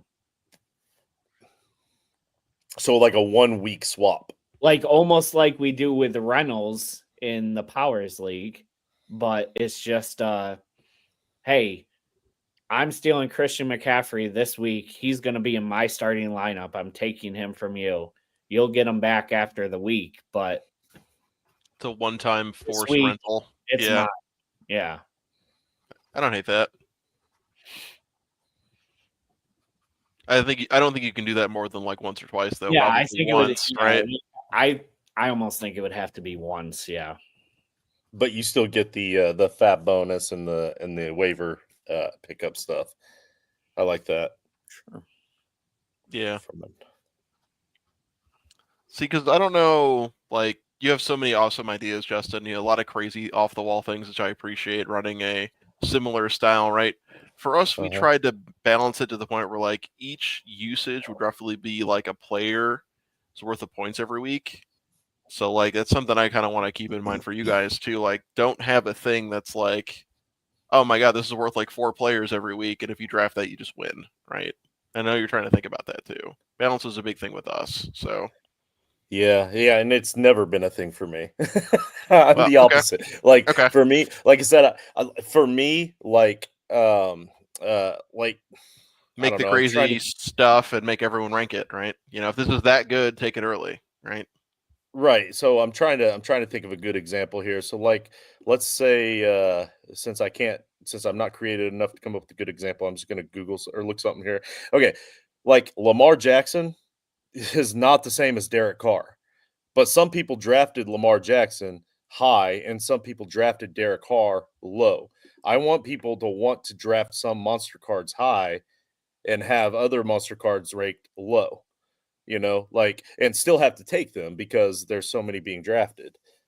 If that makes sense. So if we have three different monster cards on our roster, there are teams that may not even have three tight ends on their roster. So we're drafting almost as many at that position as we are the other positions. Yeah. So And that's what I'm saying too, right? Like you want to rank these things in a certain way to kind of have them slot within, your QB 1 to 5, your this and that. And it's just right, when you do it, you just want to make sure that, there aren't too many things that are better than any player in the NFL every week period, right? right. Gotcha. Yeah, no, I see that. And I guess maybe I'm putting too much emphasis on the fact that these aren't being drafted or aren't being used, because if I'm adding the fact that we get three now, they probably will be drafted and used more. So I guess that's another thing too, to consider for sure. I Well, like if you that. want to compete, you're going to have to, otherwise you're going to get lit up. If you decide, Yeah. oh, I'm not going to draft any monster cards, well, good luck, Right. Right. All right. Negan. Negan is the one that Jason got, where you choose one player to protect all season. He chose CMC. So did my wife Lori. She chose CMC, and she actually dropped the Negan card several weeks back just to get that extra roster spot when she knew that he was going to be out for a long period of time. And I mean, since then she has had to face like the three best teams in the division back to back to back, and as she's lost to all three of them, she's then lost to the fourth best, and now she's about to lose to the fifth best. She's been on a slump, but she's still holding on to CMC because she hasn't really played him that much yet. But anyway, so for the CMC or the CMC card, may as well be for the Negan card. I was thinking that we can swap that one protected player at least one time during the season. So at some point in the season, we can choose to because maybe you are protecting CMC, and let's say he wasn't even hurt. Let's just say maybe he's had a down year and he's just not playing to the level you thought he was going to play. And then you also drafted Nico Collins, who's blowing up out of nowhere, and maybe now you want to swap and go protect Nico Collins instead. Or it could be the situation like what we had with CMC. And after about 3 or 4 weeks, you're like, man, I don't want to keep wasting this spot. And I just stole Josh Allen. I'd rather protect Josh Allen. So I was thinking maybe we have the opportunity to swap who Negan protects one time. But now after hearing what Hero J said about making cards more powerful here and there, I'm kind of liking the idea of just leaving it alone. I don't know. What do you think? You're muted, Jason. As a guy who drafted Negan, I would have absolutely appreciated being able to swap it. Now, I will say there's issues with that too, right? Because like you and I have joked a lot about how every guy I steal gets hurt. So I might have swapped him to a player just to have that player get hurt too. That's the risk you take. But I would have appreciated that this year. It's I've held 2 roster spots on a guy who's been hurt most of the year. Yeah. Also, hi Eli. What were you gonna say, Wyatt? So you're saying you would only be able to switch it once. You wouldn't just be able to keep infinite. Right. Okay. Right. Yeah. Like one mulligan on this. I'd also think like you can't defensively swap, right? Like it's not, hey, I've got it on CMC, they're gonna steal Nico Collins. I can't just switch it to Nico Collins. It would be after I lost, after the trade's made, then I can swap it. Yeah, like you would have to. It would have to be before the Thursday night game and after the vampire steal. Yeah, for sure. I almost wouldn't have a problem with swapping it week to week as long as it's before the week starts. Like if you announce the player you're That protecting, makes it so powerful. Though. That's too good. Yeah. That's too good, right? Because you can strategically play it to where, oh, so-and-so's on bye, I'm going to not start him anyway, right? Let me protect. Well, you could also look at your roster and their roster and go, okay, well, like they've got Josh Allen and Jalen Hurts. I can take it off my quarterback. They're not going to put it on Jared Goff. So Yeah. let me Right. switch it over. Let me switch it over to whoever. Yeah. So the only reason I even thought about changing it, though, was because I was afraid that too many people would look at the people that used it on CMC and it was a wasted card all year, and then they wouldn't draft it anymore. But I mean, really, if he wasn't hurt, it would have been a genius card. It would have been a great play. So, like, I don't know. Yeah. I think maybe I'm being reactionary by changing it at all. You are. Well, and don't in my the opinion. cards need to have a little bit of risk in them also? Like, Right. Yeah. Right. so if you Well, tag some a player cards- and you know Some it cards don't doesn't have go your risk way, though, right? Some don't. That's Like, true. Well, You know, Freddy. there are Ghostbuster doesn't have risk. Like, well, you know, Freddie so I does mean- have a risk. I mean, Yeah, bit. you pick You a guy put and it he on gets hurt high. and he's done Yeah, for the year, you're yeah. cooked, right?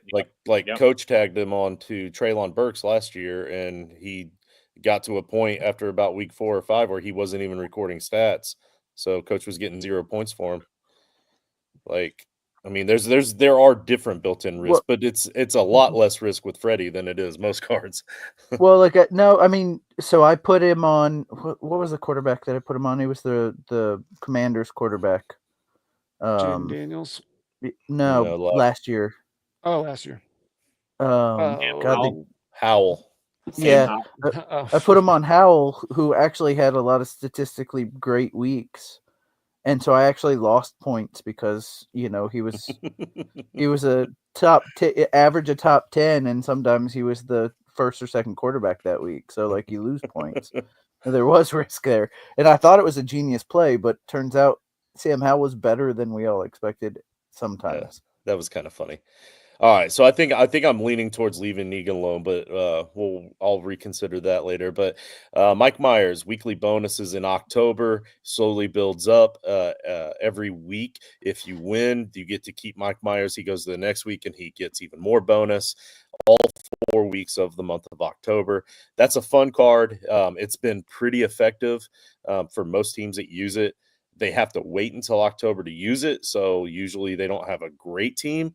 But then by the end of October, if they've been able to use it all 4 weeks, they usually have a pretty good team headed into the playoffs.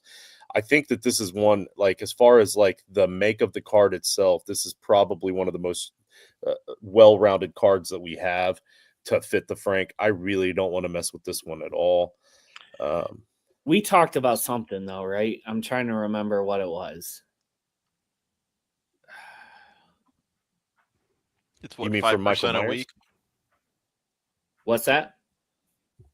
It's what, 10, 15, 20, then 25%, right? No, it's 10, 15, 17, and 20. Okay. We talked about I think it was along the lines of playing the card. Like you could not play it a week or something if you thought That's right, because you had Michael Myers. So I had like Mike Myers and it was useless to me because I lost all my players early. And so in the very first week that he had Michael Myers, he wished that he could have chosen not to use Not it to because play he knew he was going to lose that week and he was going to lose his Michael Myers card. So like he's saying you have the option to play it. You're not forced to play it. I like that. So if you do that, when you do actually play it, you only get to the first level of the bonus. You don't automatically get to go to the second level of the bonus. So yeah, I like that. We can do that. Yeah, you don't get your highest peak, but you still get a chance to not completely lose it. So it seems pretty safe. In a league where somebody can have Derrick Henry and have them score 130 points and cook you in week 5, anything can happen, right? Yeah. Right. Yeah. All right. I like that. Candyman needed a big change. Nobody ever drafts this card, and the one time it ever was drafted and played, the opponent found a very easy loophole to work around it. But the way it was if you played this card, then your opponent's quarterbacks, if your opponent's quarterbacks throw for a combined 3 interceptions or more, then they lose 50 points from their total, and you get to try to use the card again, and you can play the card up to 3 weeks in a row as long as you're effective the other 2 weeks. Well, the problem is the only time it was ever played, the opponent decided to just only play one quarterback. And of course, that quarterback did not throw 3 interceptions that game because that doesn't happen a lot, I mean, unless you're Jared Goff. But this, so the change I wanted to make to it is I just wanted to change the card altogether. Like I never really liked the way that card was set up with that, knowing that that was the loophole that somebody would take. So I just changed it all together, thinking about Candyman himself.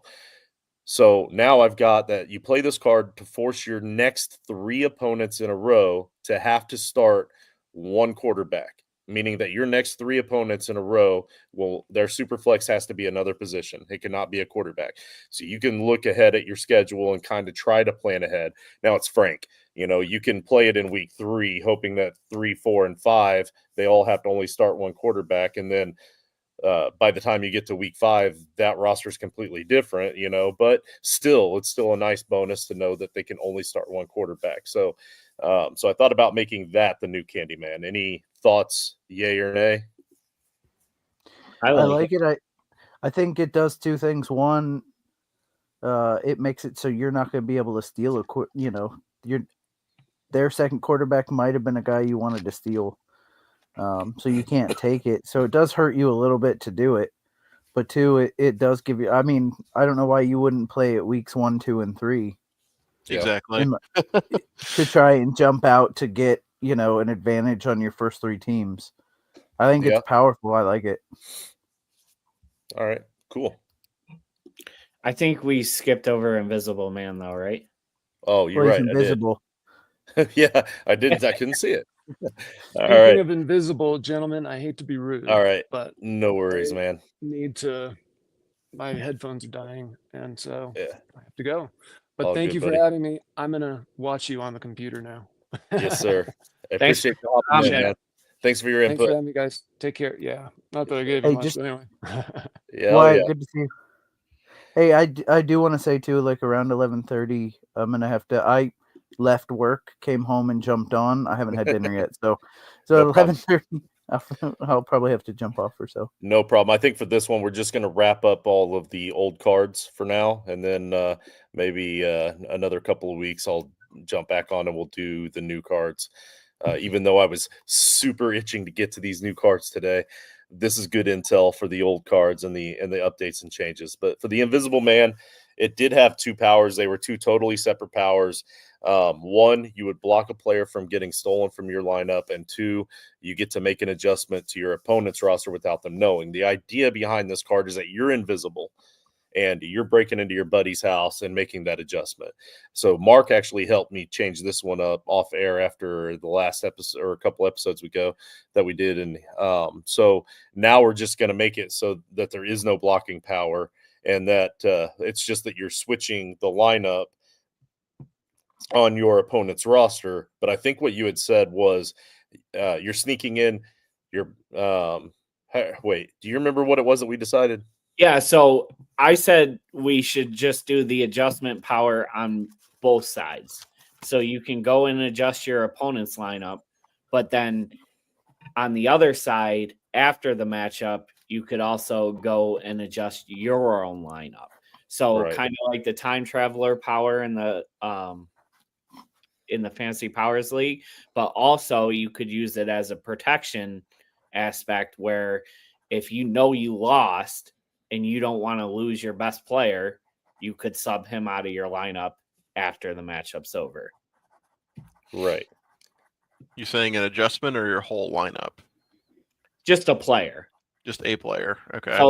So like if one of your bench players could help you win, you could swap him in. Or if you're lost, you have no chance of winning, you could take your best player and swap him out so he can't be stolen. You get to do that once for an opponent and once for yourself? Yes. Right. It doesn't have to be in the same week? Doesn't have to be the same week. I like that. That's good.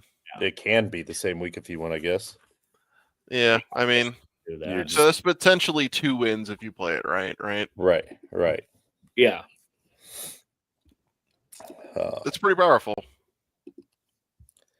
Okay. Or a yeah. win and a protection of a player that you were going to lose if you lost. I think for your lineup, it's more likely that it's going to be like to protect a player than it is to give you a win.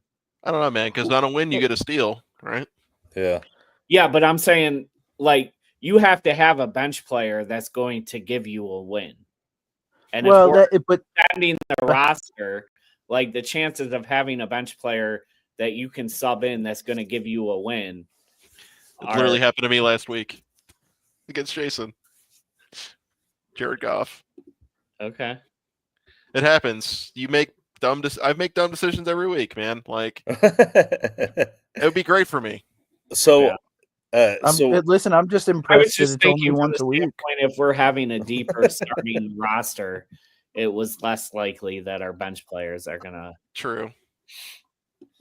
So if this helps any with this argument, we have the Terminator card and Dr. Jekyll and Mr. Hyde cards where they already do this same power. It's just that it's only one of those. So like the Terminator, you make an adjustment to your starting lineup after the weeks have already been played. And I've just bumped that up to where you play it twice in a season. Dr. Jekyll, Mr. Hyde is you can make one roster move for your opponent after the week is played. I've adjusted that so you can play it twice. And now the Mummy, we now have where you can play one of each. So that's so we kind of have a combination of those three different monsters there. But if it helps, what I was getting at is with the Terminator, I've only ever seen people play it to take a win. I've never seen anybody actually play it just to preserve saving a player. Yeah. But I also don't really think that a lot of people have thought that deeply into it. But if I had the Terminator card, that is absolutely something I would consider, especially early on in the season. You don't want to lose your best players early on, and also maybe depending on what the rest of your schedule looked like moving forward. But the next big change I made was the Leprechaun, the Luck of the Irish wheel spin. I think it's like 13 good things are on that wheel. There's one wedge where you have to spin it twice and honor both fates. And then there's 6 wedges that are potentially bad for you. This usually gets drafted by 1 to 3 divisions per season, and it usually gets used by about half of them. This year, it was only drafted by 1 division, and that guy used it in the very first week. And luckily for him, it turned out good. That was Jerry Bagshaw. No, this year. He screwed me on it. Oh, yeah. Jerry Bagshaw screwed Jason on it. But I wanted to make it a little bit more powerful, and I don't like the thought that maybe if they have something negative happen, because unlike Jason, I think the monsters should, be bad for your opponents. So with this one, what I've done is I've added that for season long, if whatever weeks that you have started your best optimal lineup, that next week you automatically get an extra lucky 10% bonus added to your team score for that next week. And then I've also added that leprechauns get a pot of gold. So you actually get to start with 1,500 fab instead of $1,000 fab, like everyone else does. So I did make the leprechaun, I feel like, considerably better. I mean, the $500 more fab, there's already been an argument on whether or not that's super powerful or not. But I think starting your optimal lineup and then getting that 10% bonus the next week is pretty huge, because like right now we only have 6 bench spots. If we're expanding that, we're going to have, depending on how many monsters you have, you might only have 4 bench spots. It might be pretty easy to potentially hit your most optimal lineup, considering you might have 3 that are on bye and another one that's hurt. Like it might be pretty easy. What's the average Frank score every week? Like 250 points, 220 points? That sounds about right. So 22 to 25 points ain't nothing to snuff at if you set your stuff right every week, and and if you hit it 5 times, you're well over. You're at 140 extra bonus points. to go towards your points for on the season for a playoff spot. No, I like it. I think it's smart. I want to ask Chris this question because when me and Justin talked about this off air, like, do you see any way that you could take advantage of that? 100%. 100%, right? Oh yeah. I saw this and I'm just like, okay, so let me stack it right. So half my team all has a bye on the same week, and I know I get my 10% the following week. Let me steal in a certain way. Like, I haven't shown you guys. I might have shown Coach. I don't know if I showed Justin, but my whole roster, everything's planned out with everybody I play, and I have buys planned, and I know, hey, if I steal this guy, I lose a buy. I don't have to miss a player. And if you are very, focused like I am on these certain things, I treat everything like strategy games. That's who I am. You can plan it in a way to where you can do this almost every week if you do it right. No. Or what about this? The weeks you don't have bye, he's giving you an extra 500 fab. So why not drop your bench players, pick them back up, guarantee the extra 10%, and then pick them back up? Pair that with Tremors, right? Yeah, right. Yeah. That's what I'm. That's when you said we were getting 3 monster cards. I'm thinking about all the cool pairs I could make to make my stuff more powerful, right? Exactly. Yep. That's not something that you've ever thought of. So the only thing I'll say here is those poor commissioners. Yeah. Yeah. You have to go in and check every week to make sure to see if they set their optimal lineup. Oh, no, not for that one. I'm going to make sure that owner has to reach out to the commissioner to remind them, because I'm not going to force that on a commissioner every single time. I mean, if I own that card, I'm reaching out to the commissioner whether I set those right or not. I'm going to say, hey, I had optimal lineup. Well, of course, we're going to double check it. I mean, some of y'all will. No, we will. We will. We shall see. Mark is an accountant. Shane is a school teacher, a high school teacher. I'm choosing people that I know are anal about this sort of stuff. High school teachers got way too much crap to do to be checking my optimal lineup. I'm just saying. I beg to differ. I mean, a good one. Jason, if I'm your commissioner, I'm just going to you're lying every week. And Mark, I know how to bribe you, bud. That's true. Give me some chicken dinners, man. Chicken. All right. So speaking of pairs, Chris, you had mentioned something about looking through the monster cards and looking for pairs. Well, the Jason Voorhees card, you cannot play any stacks against you whenever you play that card. So, like, if you're going up against a guy that has Saquon Barkley, Dallas Goedert, and Jalen Hurts, he can't start. He can only start one of them because you can't start stacks when you play that card. Well, this card, I don't know that was ever even drafted. And if it was, I don't remember it ever being played. So I wanted to change that to where this is an automatic card to be played every week all season. And actually, I think, Mark, that was your idea when we talked that last time. And I like it. So, like, you get to keep the card all season, and it's just an automatic card. It's automatic played. So, so your opponent needs to be paying attention to see. And if they see that you have the Jason Voorhees card, they got to bench those players. They can't start stacks. If they do, then I'll throw in something in the rules where if they do, then the players. I think all of them get benched. I think if they don't pay attention. No, just treat it like an optimal lineup, like you would for anything else, and just free steal anywhere, right? Yeah. Because that's your fallback, right? If your opponent doesn't start a proper roster, you get to steal from anything. That's your penalty, right? Well, I mean, yeah, I guess I could, but I don't want to drop them all the way to 0 just because they didn't know what the monster card did and they didn't really pay attention to the rules. But I was thinking we just give them 0s for the players that were involved that should have been benched. So if Jalen Hurts scores 60, he now has 0. If Goddard scored 30, he now has 0. And if Saquon only scored 25, then he gets the 25. Like, he would get to keep the lowest of the stack and the rest go to 0.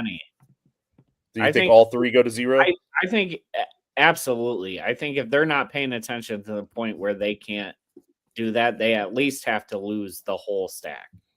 I could see it either way, only because how punishing do you want to be when, if folks don't set an optimal lineup, they lose a player and then they quit 5 weeks in, right? Player retention is a big thing too that I know we've both struggled with in the past. Yeah. So you don't want to be like overly punishing, but at the same time, you still want to kind of have some kind of.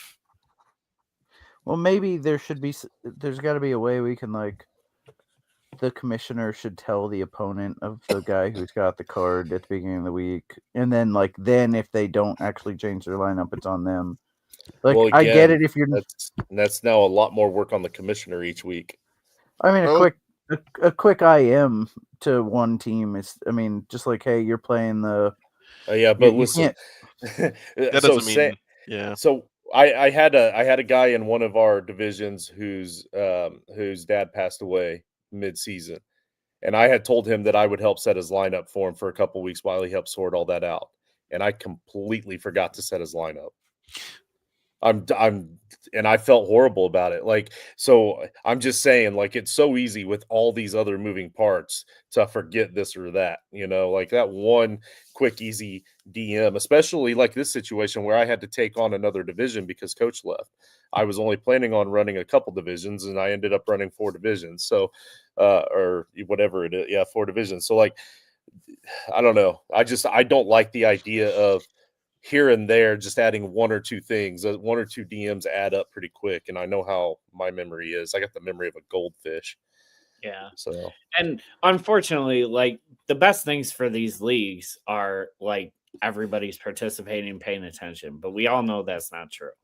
We all know, as much as we put into it and as much as we stress that, have player here or there that's not paying attention. Yeah, stuff happens. We had a guy in FPL. He went in the hospital for a month. We had to find Uncle Steve to come in, right? Yeah.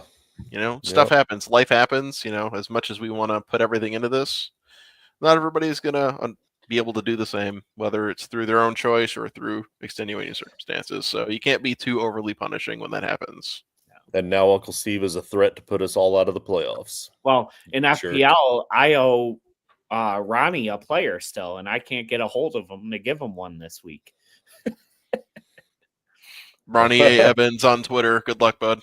Yeah, I know. Yeah, I have all the places to contact him. He hasn't responded anywhere. I think Nate has his phone number if you want to. Nate said he reached out and sent a message. Yeah. So. Next, we have the Silver Bullet, and I never liked the thought of the Silver Bullet as a monster card because it's more like a weapon than not a monster. So I am changing the name of this one to the Werewolf card. So at least we've got that. We now have it so that it's a monster. The original card said that you get to protect a player from getting stolen for 3 straight weeks. But the creation of the Negan card made that card completely void because with the Negan card, you get to protect them all season. So since I'm changing the card, I decided to change the card power altogether. Now it is any week where there is an announced full moon, because we know when the full moons are.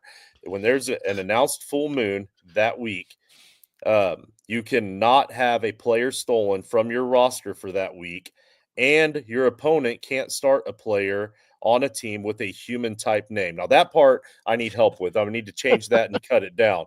But that was my initial thought. And then as I started typing them, I started typing forever. And I was like, okay, so we need to change that part. But the first part, let me address that first.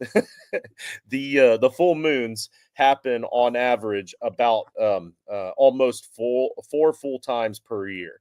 So it's usually 4 times, and sometimes it's only 3 times throughout the course of the fantasy football year, and that's between week 1 to week 13 of our fantasy season. So you're going to get to use the card at least 3 times, but usually 4 times each year, where you get to announce a player that you're going to have safe from being stolen. But then the other part of the card is the part that makes it, because that's still not nearly as powerful as Negan, where he gets to protect the player all year. But that other part is something I need to work with. I like the idea here because the idea was that the werewolf kills humans. Okay, so that's what I was starting with. Now you guys take it from there because I failed after that. I'm just going to say from a commissioner standpoint, You better tell me when there's a full moon. I will. I'll be able to announce that one at the very beginning of the year, so everybody knows that weeks 2, 5, 8, whatever. Those are the weeks that the werewolf gets to announce a player to be protected, and then it's up to that owner at that point to post in there if they're going to protect anybody that week and who it is. So I don't like anything where there's ambiguity or subjectivity, and that's just because you and I can have different interpretations of the same thing. Okay. So, like human name, what do you define as that, right? Oh, it wasn't human name. It's a human. Okay. Oh, I guess I did put human type team name. I was thinking more humanoid or human, like pretty much anything that is a human. Like I don't really understand what you mean now. Now you've got me thinking. Well, like what was your intent? Like, So like a player on a team. A cowboy is a human. A ram is an animal. And okay. Oh. Okay. And like the Bills, they're named after a barbershop quartet, so that's just 4 dudes. Okay. All right. Patriots, so as long as you define that, I guess that's fine. I was thinking more along the lines of the player has like his last name is Smith. Well, Smith is short for blacksmith. That's a player. That's a human, right? That's yeah. No, I meant the team names themselves. Like so, you've also got Titans in there, and the Titans are gods, right? Yeah. But So they're. I guess I could definitely take that one out. But my point is there's already way too many on this anyway. Like this cannot be it. Like I want to change that part of it. I think you guys are focusing more on which ones we keep, which ones we take out. I'm thinking we just change that whole second part where it says and your opponent cannot start a player on a team with a human type. Take all of that part out. You know what I'm saying? So you get 3 weeks of no steal. Right. Now what do I add to the card to make it more powerful? Because it's nothing like Negan. It's nowhere near as powerful as Negan. So what can I add to those 3 weeks of not getting a player stolen to make this card worthwhile that would also fit the theme of a werewolf killing a human or eating a human or whatever? Well, so werewolves transform from humans to animals, right? Ooh, okay. I like where this is going. So you can transform one of your players with a human name to one of your opponent's players with an animal name. I wouldn't want that more than once or twice, but 3 is probably fine on those weeks, right? Yeah, but you could for that one. I think shoot. You can't be stolen from. They only transform on when there's a full moon. Full moon, yeah. So that's like in D&D we call it like save or suck. If you do really well, you're doing really well, but if you're not in those weeks, it's basically worthless, right? So like on week 3, 7, and 10, I have the best part in the league because I get to not get stolen from if I lose, and I can turn my crappy, Jalen Tolbert into your, monster Puka Nakua, right? Yeah, but I don't like the thought of they have to use both sets of the powers on the same week because they're only going to get to use one or the other, most likely. So it's an either or every full moon then? Well, yeah, why wouldn't it be both? Or they transfer, they can transform on the week of the full moon, and then the following week they get to protect a player because they're recovering from the transformation. What are you thinking if you're transferring crappy player into a powerful player, most likely you're not going to lose that week. Right. So you'd have to. You got to think of these things in terms of like expected wins, I think. So does that usage turn into an expected win or not? That's kind of how I'm thinking about it, at least. And I think if you do it right, it will, right? I think if you play, let's pick on Terminator. That should be 2 wins, right? Mm-hmm. Like Time Traveler, Mark. That should be 4 wins guaranteed. Yeah. Right. Terminator should be 2 wins guaranteed. Jekyll and Hyde should be 2 wins guaranteed for you, right? So if you're doing Silver Bullet at 3 and you're giving them the opportunity to transform, that in theory should be 3 wins. Right, but then there's no protection. So do I just take away the protection part? Well, that's what you got to figure out, right? How are you ranking it? How are you valuing this? Because not everything can give a win, too. You don't want every power to give a win. Right. Or do you, right? How in-depth, how Monster League is the Monster League? Yeah. My question for you. Or protect a player, or, yeah, I mean. How many protections equals a win in your mind? These are things you Right. got to balance out in your head, and that's really what I want to do with you guys this offseason is let's math all this out and see what makes sense. But because really, even if you use it just to transform a player and you still lost, then you're still likely gaining points for, and that's still a bonus because points for are so important for the playoffs. to a certain extent, yeah, it's not as good as a win, but points for still matters. Right. And if you do it right, that's an 80-point swing, depending if you pick, somebody really good, which is almost equivalent to a win in the standings, depending, right? So it's Gotcha. All right. I think I have enough down on that. I can definitely fix that because that one was bothering me. All right. Well, with that, I'm gonna have to jump off. I'm gonna go get. But I do want to say a couple things. One, if you enjoy this, come check us out Sunday. Sunday mornings. We start at 10 o'clock. We do start 10 to noon. 3 of us that are here are typically always on that show. We're going to be talking Thanksgiving food too. So jump in and talk Thanksgiving food. We got to talk about that. So jump in there. And then also I want to say patreon.com/toiletstitles, patreon.com/toiletstitles. We start at $2.99 and we go up from there. We'll have we got the tier where Justin makes a monster out of your mother-in-law. That's a high-end tier, but he'll make a monster out of your mother-in-law, and that's the cool tier. So patreon.com/toiletstitles. And thank you guys for having me on tonight. I appreciate it, Justin. Thanks for the invite. Hey, appreciate you. Thanks for coming on. Peace out, Jason. All right. Bye, Mark. Bye, Jay. see you, Jason. And that's why he is our host on Sunday mornings. He remembers all those shameless plugs. But all right, Pennywise. Pennywise was it was pretty powerful if you used it right, and you got one good week out of it, and that is that you get to transform a player on your roster into any other player that you want. That's not somebody that you're already playing against or somebody that's already on your team. So if I wanted to say my Baker Mayfield this week is Josh Allen, then I can, as long as if I'm playing Mark, neither myself or Mark have Josh Allen on our roster, then Baker Mayfield will get Josh Allen points for that week. And I do like that, but in my mind, Pennywise regenerated. I think it was every 27 years or 21 years. I forget what it is in the movies and the book, but I think it's every 27 years he regenerates. And I wanted to add a regeneration part to that just because it was Pennywise. So what I thought about was, what if we regenerate every 4 weeks? So once you can keep the card as long as you want before you use it, but once you use it, you don't get it, and the card goes off of your roster for 4 weeks. But after 4 weeks, the card gets to regenerate back onto your roster, and you'll have to drop a player to make room for it, and you can use the card again. So in theory, you could use this card up to 4 times. It's 4 wins if you do it right. You're silly not to, right?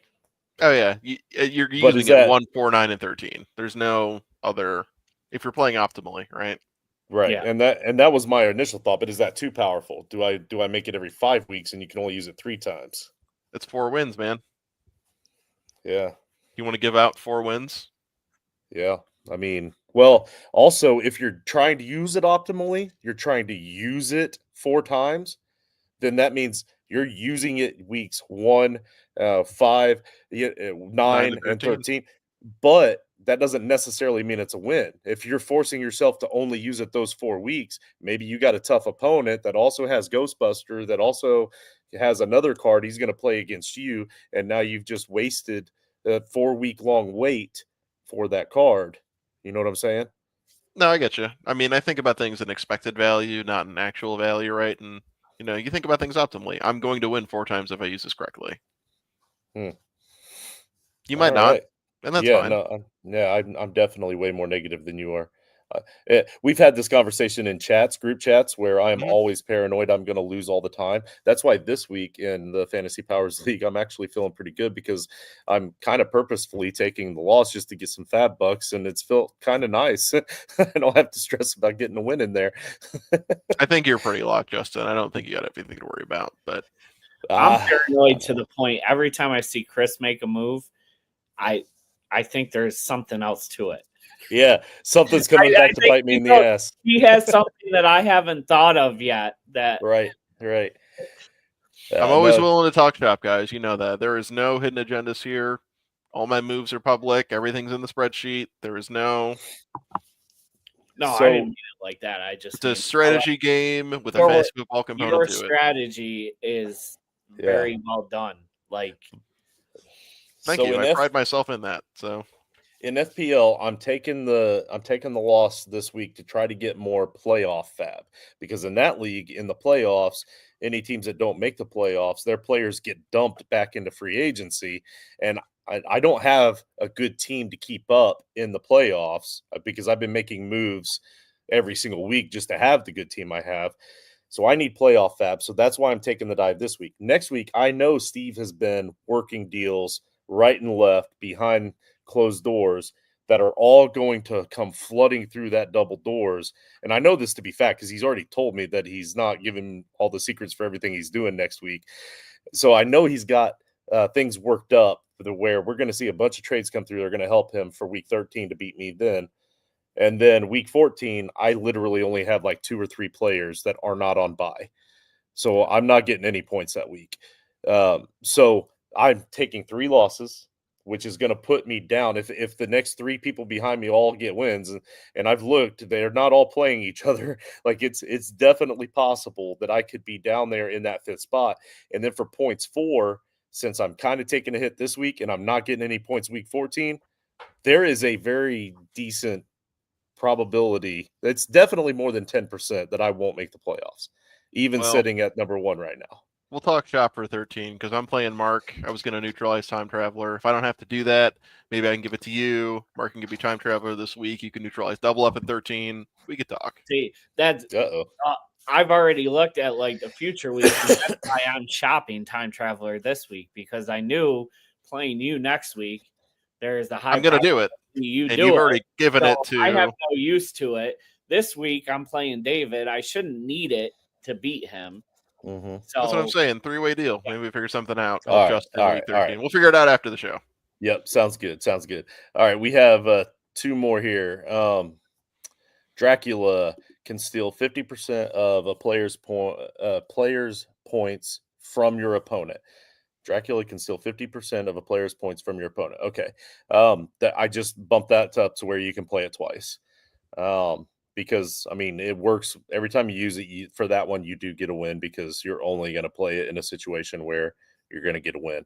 The only time it didn't work that way is the guy would, like, literally every single week he couldn't use it because either he won or he lost by so much that the 50% wouldn't help him enough to get a win. So then he finally just used it the very last week of the season just to get more points for, or just to finally use the card and hurt the opponent's points for. Like, that was the only time it ever couldn't be used. But that's going to be an anomaly. The Fly has been horrible. Nobody has ever drafted it. Nobody's ever used it, and it was one of the original cards. And that all it was that you get an increased percentage of 50 points that or increase a player's receiving fantasy points by 50% for 1 week. That's all it was. So, like, you choose the player, and it's only their receiving points that get increased by 50%. And so nobody ever drafted it. So I've changed that one to where it says now make it 75%, and you can use it twice in the season and make the bonus affect all wide receivers that are started that week. And it's not just their receiving points, it's all of their points. So in other words, now it's any wide receivers you start that week get a 75% bump for that week, and you get to use the card twice. That one is pretty much a guaranteed win because you're 2 going to wins, yeah. you're going to start 4 wide receivers, 5 wide receivers that week. You know, you're going to maximize how many wide receivers you can start that week, and you're going to get those bonus points and get that win. 2 guaranteed wins if it's twice. And fun fact, that was actually the inspiration for Sorcerer, just in the reverse direction. Let's just have a blanket tax on everybody for 10% for the week. So my reverse thought on that is give everybody, all your receivers, that buff, make it like really small, and just have it be year long if you want to change it up. Like Nice. 5%, Yeah. right? You know, something to think Right, about. right. I don't know like how many season long things you want, but that's kind of our shtick in FPL. We want to do things every week because it's fun, but I like your all in. Let's make 2 really good weeks. Let's give 2 wins out, right? Right. Yeah, that's kind of the basic premise for most of these, and I think those are going to be the ones that you see get drafted at the end, like after these more powerful cards all go in that first grouping. That towards the end with all the cards that are left, these ones that you can play twice, and you can pretty much guarantee a couple wins or saving a player in a win or whatever. Those are going to be the ones that are taken later in. So I like that, but. All right, cool. That is it for the cards that already pre-existed. I'm going to give it a couple of weeks because this was a 2-hour show. The new cards are going to we're going to have to break that up into a couple episodes as well because that's a lot there. Maybe we do that on I don't know when we'll do it, but we'll work it out. We'll figure something out. But oh, come on, pick your favorite of the new ones. Oh, well, the favorite of the new ones is like 15 pages long, right? Yeah. He the ghost guy. I read through that. 13 ghosts. That'll be sweet. I really like Krampus. I can't tease it and not okay. So 13 ghosts. There are 13 weeks in the Frankenstank regular season. So you get 13 friendly ghosts to help you along the way. Each ghost provides a small bonus to help you try to win your contest each week. Each week, you must post in the ghost that you want to play for that week. So if you're facing Ghostbuster that week, then they can choose to use their power to void out that particular ghost for that week, or any other defensive card, as it turned out to be later on. But it will only void the ghost that you or it will only void that ghost for that week, and you still get to keep the card and its powers for the rest of the way. But the only way you lose this card is if you get 3 strikes. You get a strike if you lose by more than 75 points in a week, or if you forget to choose or not use a ghost for that week. And then I have a list of the 13 ghosts and their powers. So in the movie 13 Ghosts, there were 13 different ghosts. Okay. So each individual particular ghost has its special set of powers and whatnot. But the idea behind this card is that these are not, you get 13 powers. You get to use this ghost use this card every single week. But but they're not super powerful. Like you're not going to get a guaranteed win every week, but you still have to use a ghost each week.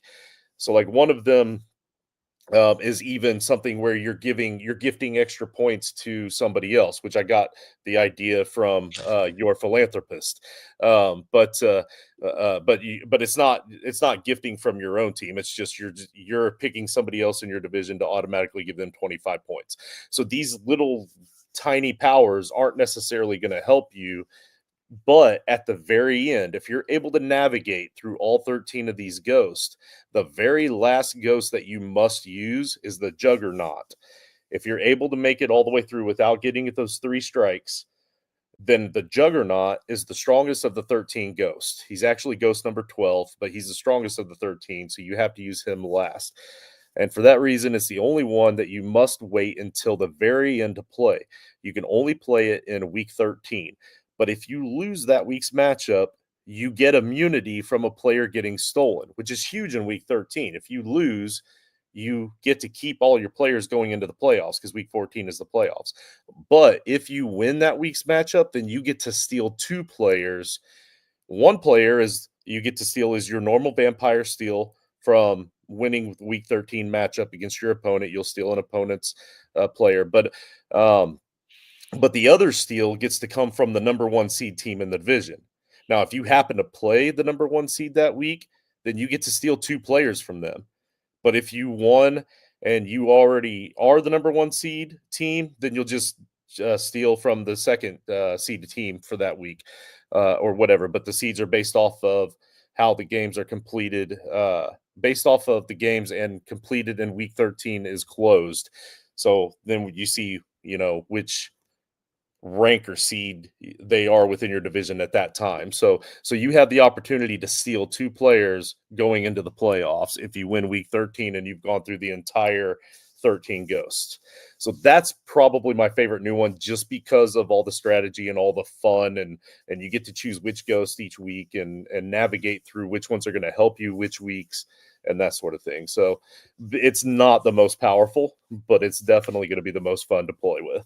It's very win more, I think. If you're Mark this year and you have this card for week 13, it doesn't matter. You're not making the playoffs, right? Right. If you're Shane Hallam and you have this card, you are winning the league because you're getting the 2 best players in your division, right? Right. It's win more, right? You have to do well to make this card good. Yeah. Right. Yep. So are the names of the 13 ghosts, is that from the movie? Yes. Okay. Because when I was reading through it, I was a little confused why the Juggernaut was Ghost 12 and not Ghost 13. Right. Yeah. No, that's I kept it true to the movie, but I still made Juggernaut the final one just because he was the strongest of them all. So yeah. No, that's cool. All right. Hero J, you were started to talk about one that you liked. Oh yeah, I really like Krampus. Okay. And Krampus, coach actually had that on our dock before this past season started as one that we potentially could have had for this year. But we didn't really know what we wanted to do with it. We just knew we wanted a monster. So I came up with this one here recently as far as like what to go with the Krampus. When you win, you can take a player from the starting lineup or the bench. So if you win that week, like let's say Mark is hiding all his good players that week and hoping I don't steal them. Well, he really shouldn't that week because I have Krampus. I'm gonna use my Krampus card. I'm still gonna steal somebody, or maybe he benched Nico Collins because he's on IR, and now I can go pick him up and steal him off of his bench because I can steal anybody, starting player or bench. And then it says because he sees you. Oh yeah, that's the reason for Krampus, because he sees you when you're sleeping and he knows when you're awake. You may use this twice during the Frank regular season. So from that vantage point, it's kind of like the Blob, only you can only use this in a win situation, where the Blob you can use it win or loss. So I liked mine, or what did I take this year? Unconditional steal if you do it right. What's that? The monster I drafted this year, Hannibal Lecter, right? That's why I like that this year, right? Yeah. Unconditional steal from a losing opponent, still pretty good. Yeah. Yep. So the negative I would see towards Krampus is nobody's gonna ever bench a stud player thinking they might lose against you. Like if it's a close matchup and they think they might lose against you, they're never going to bench that player. They're always going to have them in that starting lineup. Where if you don't have that card, you might get lucky because you think you're going to lose to me, but it ends up being a close matchup. You bench so-and-so. Jared Goff and you lose by 80 and you could have won against Jason last week. Yeah, that's fair. No, it's fair. It's valid. That's why I love Frank. That's why I love our thing. There's so much implied and hidden strategy that a lot of folks don't think about. But if you can navigate all the stuff and you like that, you can have a really good time. Yeah, when I came up with Krampus, I was thinking more along the lines of like this week, Mr. Babadook is facing BioRaptors. BioRaptors is 9-2 and has an incredible team, but he has a lot of guys on bye this week, so there's a chance Mr. Babadook could win. Even though Mr. Babadook's only 5-4. So if Mr. Babadook wins, he's got BioRaptors has Joe Burrow, Bijan, Jamar Chase, Devonta Smith, all on his bench right now because they're all either on bye or injured. So Mr. Babadook can steal any one of those players if he pulls off that crazy victory. Yeah. So that was kind of what I was thinking with it. So I never thought about the negative side. So I actually kind of like it better now, more strategy. Yeah. Just as a aside for when you're planning everything out and making your giant master spreadsheet that's going to be 1,000 rows long, designate what you can use pre and post matchup like you do now, and designate obviously number of usages, and I had a third thing too, but I lost it. But it's basically like outline every possible scenario in which folks can and can't do things and when they can do things, and what takes priority over other things. Right. Because as you know, that's come up a lot in FPL. So, like with this, obviously it only takes effect on a steal, so you know when you can use it, you can only use it post week, right? Right.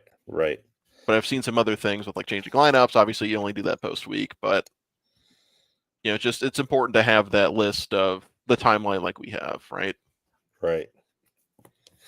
Yep, for sure. And I was basically going to copy and paste yours and then just start changing all the powers and kind of use it as a guideline as I worked my way through it, and then just added all the rest of them at the end. So because just like they were saying earlier, yours is extremely well thought out. So it's helping me become more organized. That's for sure. All right. One last one here, Mark. What was your favorite one of all the new ones? Favorite one of all the new ones? Well, the 13 Ghosts was what jumped out to me immediately. Like I said, the little powers with that are not going to be enough to get you a win almost any of the weeks. Like, let's see, like the torso in the world of Frankenstank, tight ends are often referred to as the torso of Frank. Therefore, when you play this ghost, you are automatically getting a 10% bump to any tight end that you start that week. So maybe you start 3 tight ends and they have a good week. It's National Tight End Day. They always have good weeks on National Tight End Day. But also maybe you started on a week where because of how you've had to play these cards, it just shakes out. You play it on a week and they have down weeks and you end up getting, 6 extra bonus points. So they can't all be jams.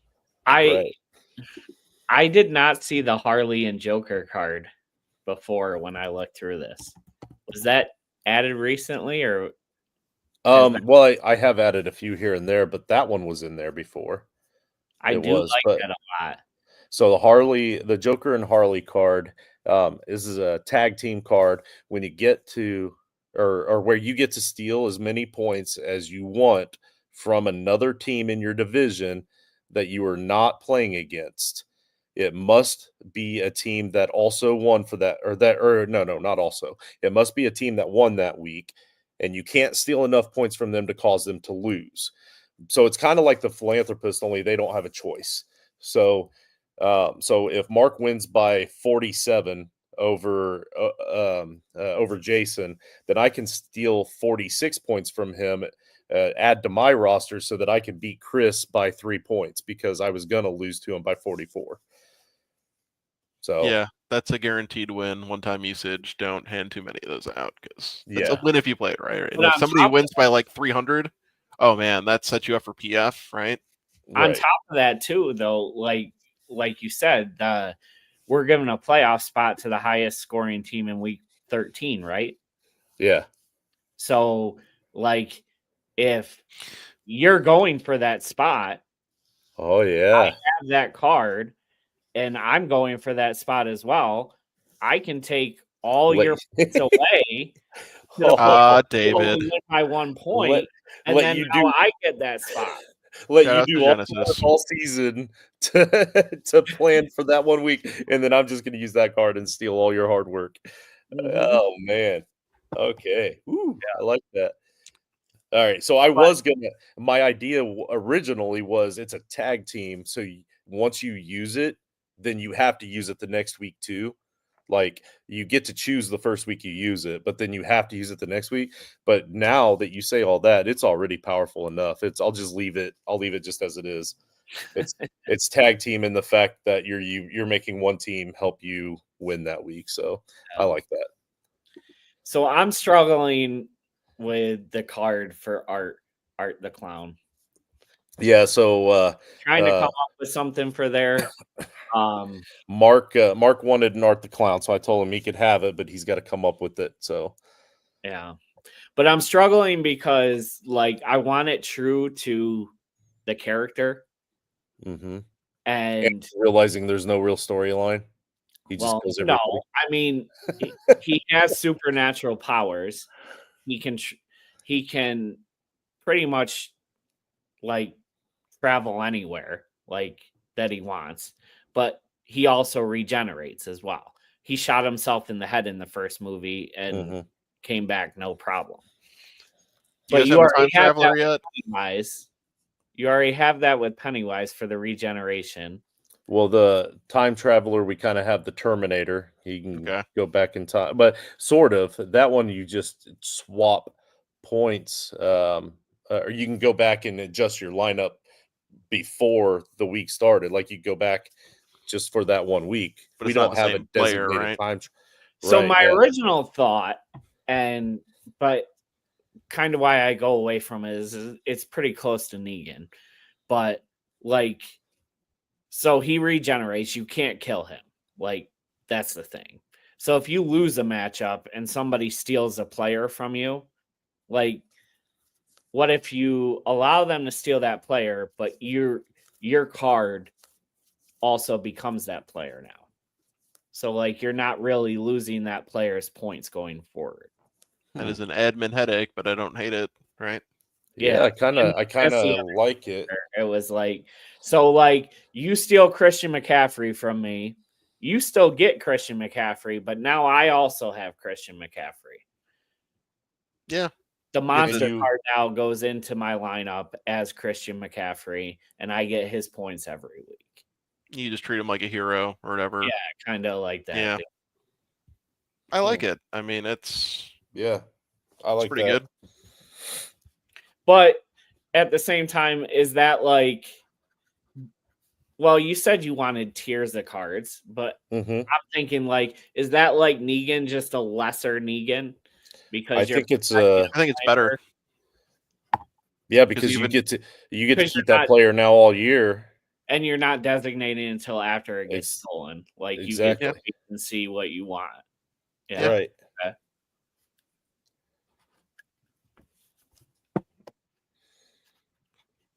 But yeah, it is kind of a commissioner problem where we're gonna have to enter those points in every week afterwards. I think you just treat it like a hero. This is just Art the Clown, whatever, and you just go in every week and you just adjust all Art the Clowns to. Actually, no, it'd be different for everybody, right? Different for everybody. Yeah, that is an admin headache, but and for us, since we have multiple divisions, we can't go in and change points like you do because, like, just for that very reason you just said, if I go in and I make Art the Clown, I give him CMC's points that week, then it's going to give it to all 6 divisions or all however many divisions. So that's why we have to do it just by doing adjusted points at the bottom. So. We need to come up with a better platform for this because this is such a pain. You just create it. Yeah, in my free time. yeah, there you go. I like it. All right, guys, we need to get off here. It is after midnight. So we are going to go over the other monster cards, the other new monster cards at a later date, but we'll probably just chunk those into 2 other episodes that are hopefully, more like an hour and a half. But we thank you all for staying logged in. We've had 13 or more viewers pretty much this entire time, so we greatly appreciate you sticking by and watching. Hopefully you're putting together your strategies for your monster cards, but yeah, Sunday morning start sit show. Tuesday night, Mark and I and Nate will be on for the main show. Chris, what do you have in store for the peeps? Run FPL still again. You can hit us up on Twitter at the Powers League. You can find me on Blue Sky at Hero J. If you guys ever want to talk shop, gaming, D&D, general game strategy, it's a big person who I am. Data analyst in my daytime, so very good at Excel, very good at stuff like that. So always down to talk shop, have a good time, and I appreciate you guys having me on. And I'm always willing to talk strategy, always willing to talk balancing. So if you need a guest for your other card shows, hit me up, please. And if you want to see the rules for the Fantasy Powers League, that is fantasypowersleague.com. All right. And Mark, any last pieces, words of advice or words of wisdom for the peeps? Not really. I would just say definitely check out the Fantasy Powers League, because just like Frank and the Fantasy Powers League are probably the two biggest leagues that I put most of my time into every week, trying to figure out a strategy. It is trying to the best value for your money. Yeah. No, absolutely. If And you when want to do that and spend hours of time every week strategizing and planning, best use of your time and money, guaranteed. I always tell people the first year in Frank, you're probably going to lose and it's going to be ugly. And then the second year, you do better. And after that, you're going to love it. During that, by the time you get halfway through that first year, even though you're doing bad, you're going to love it as long as you keep attempting, you keep setting lineups, you're paying attention. So this year, my first year with the Fantasy Powers League, I absolutely hated it the first 4 or 5 weeks because there was so much going on. I didn't understand the rules. So I took my own advice and I was like, I'm going to push through it. I'm going to keep setting lineups. I'm going to keep trying to ask for advice and looking around. And the next thing you know, it's like it clicked. And once it clicks, man, it's like it becomes an addiction. So, yeah. Thank you for your work. Thank you for your organization and allowing me to steal some of your ideas as well. So, but we need to get off here, everybody. Have a great night. We appreciate you.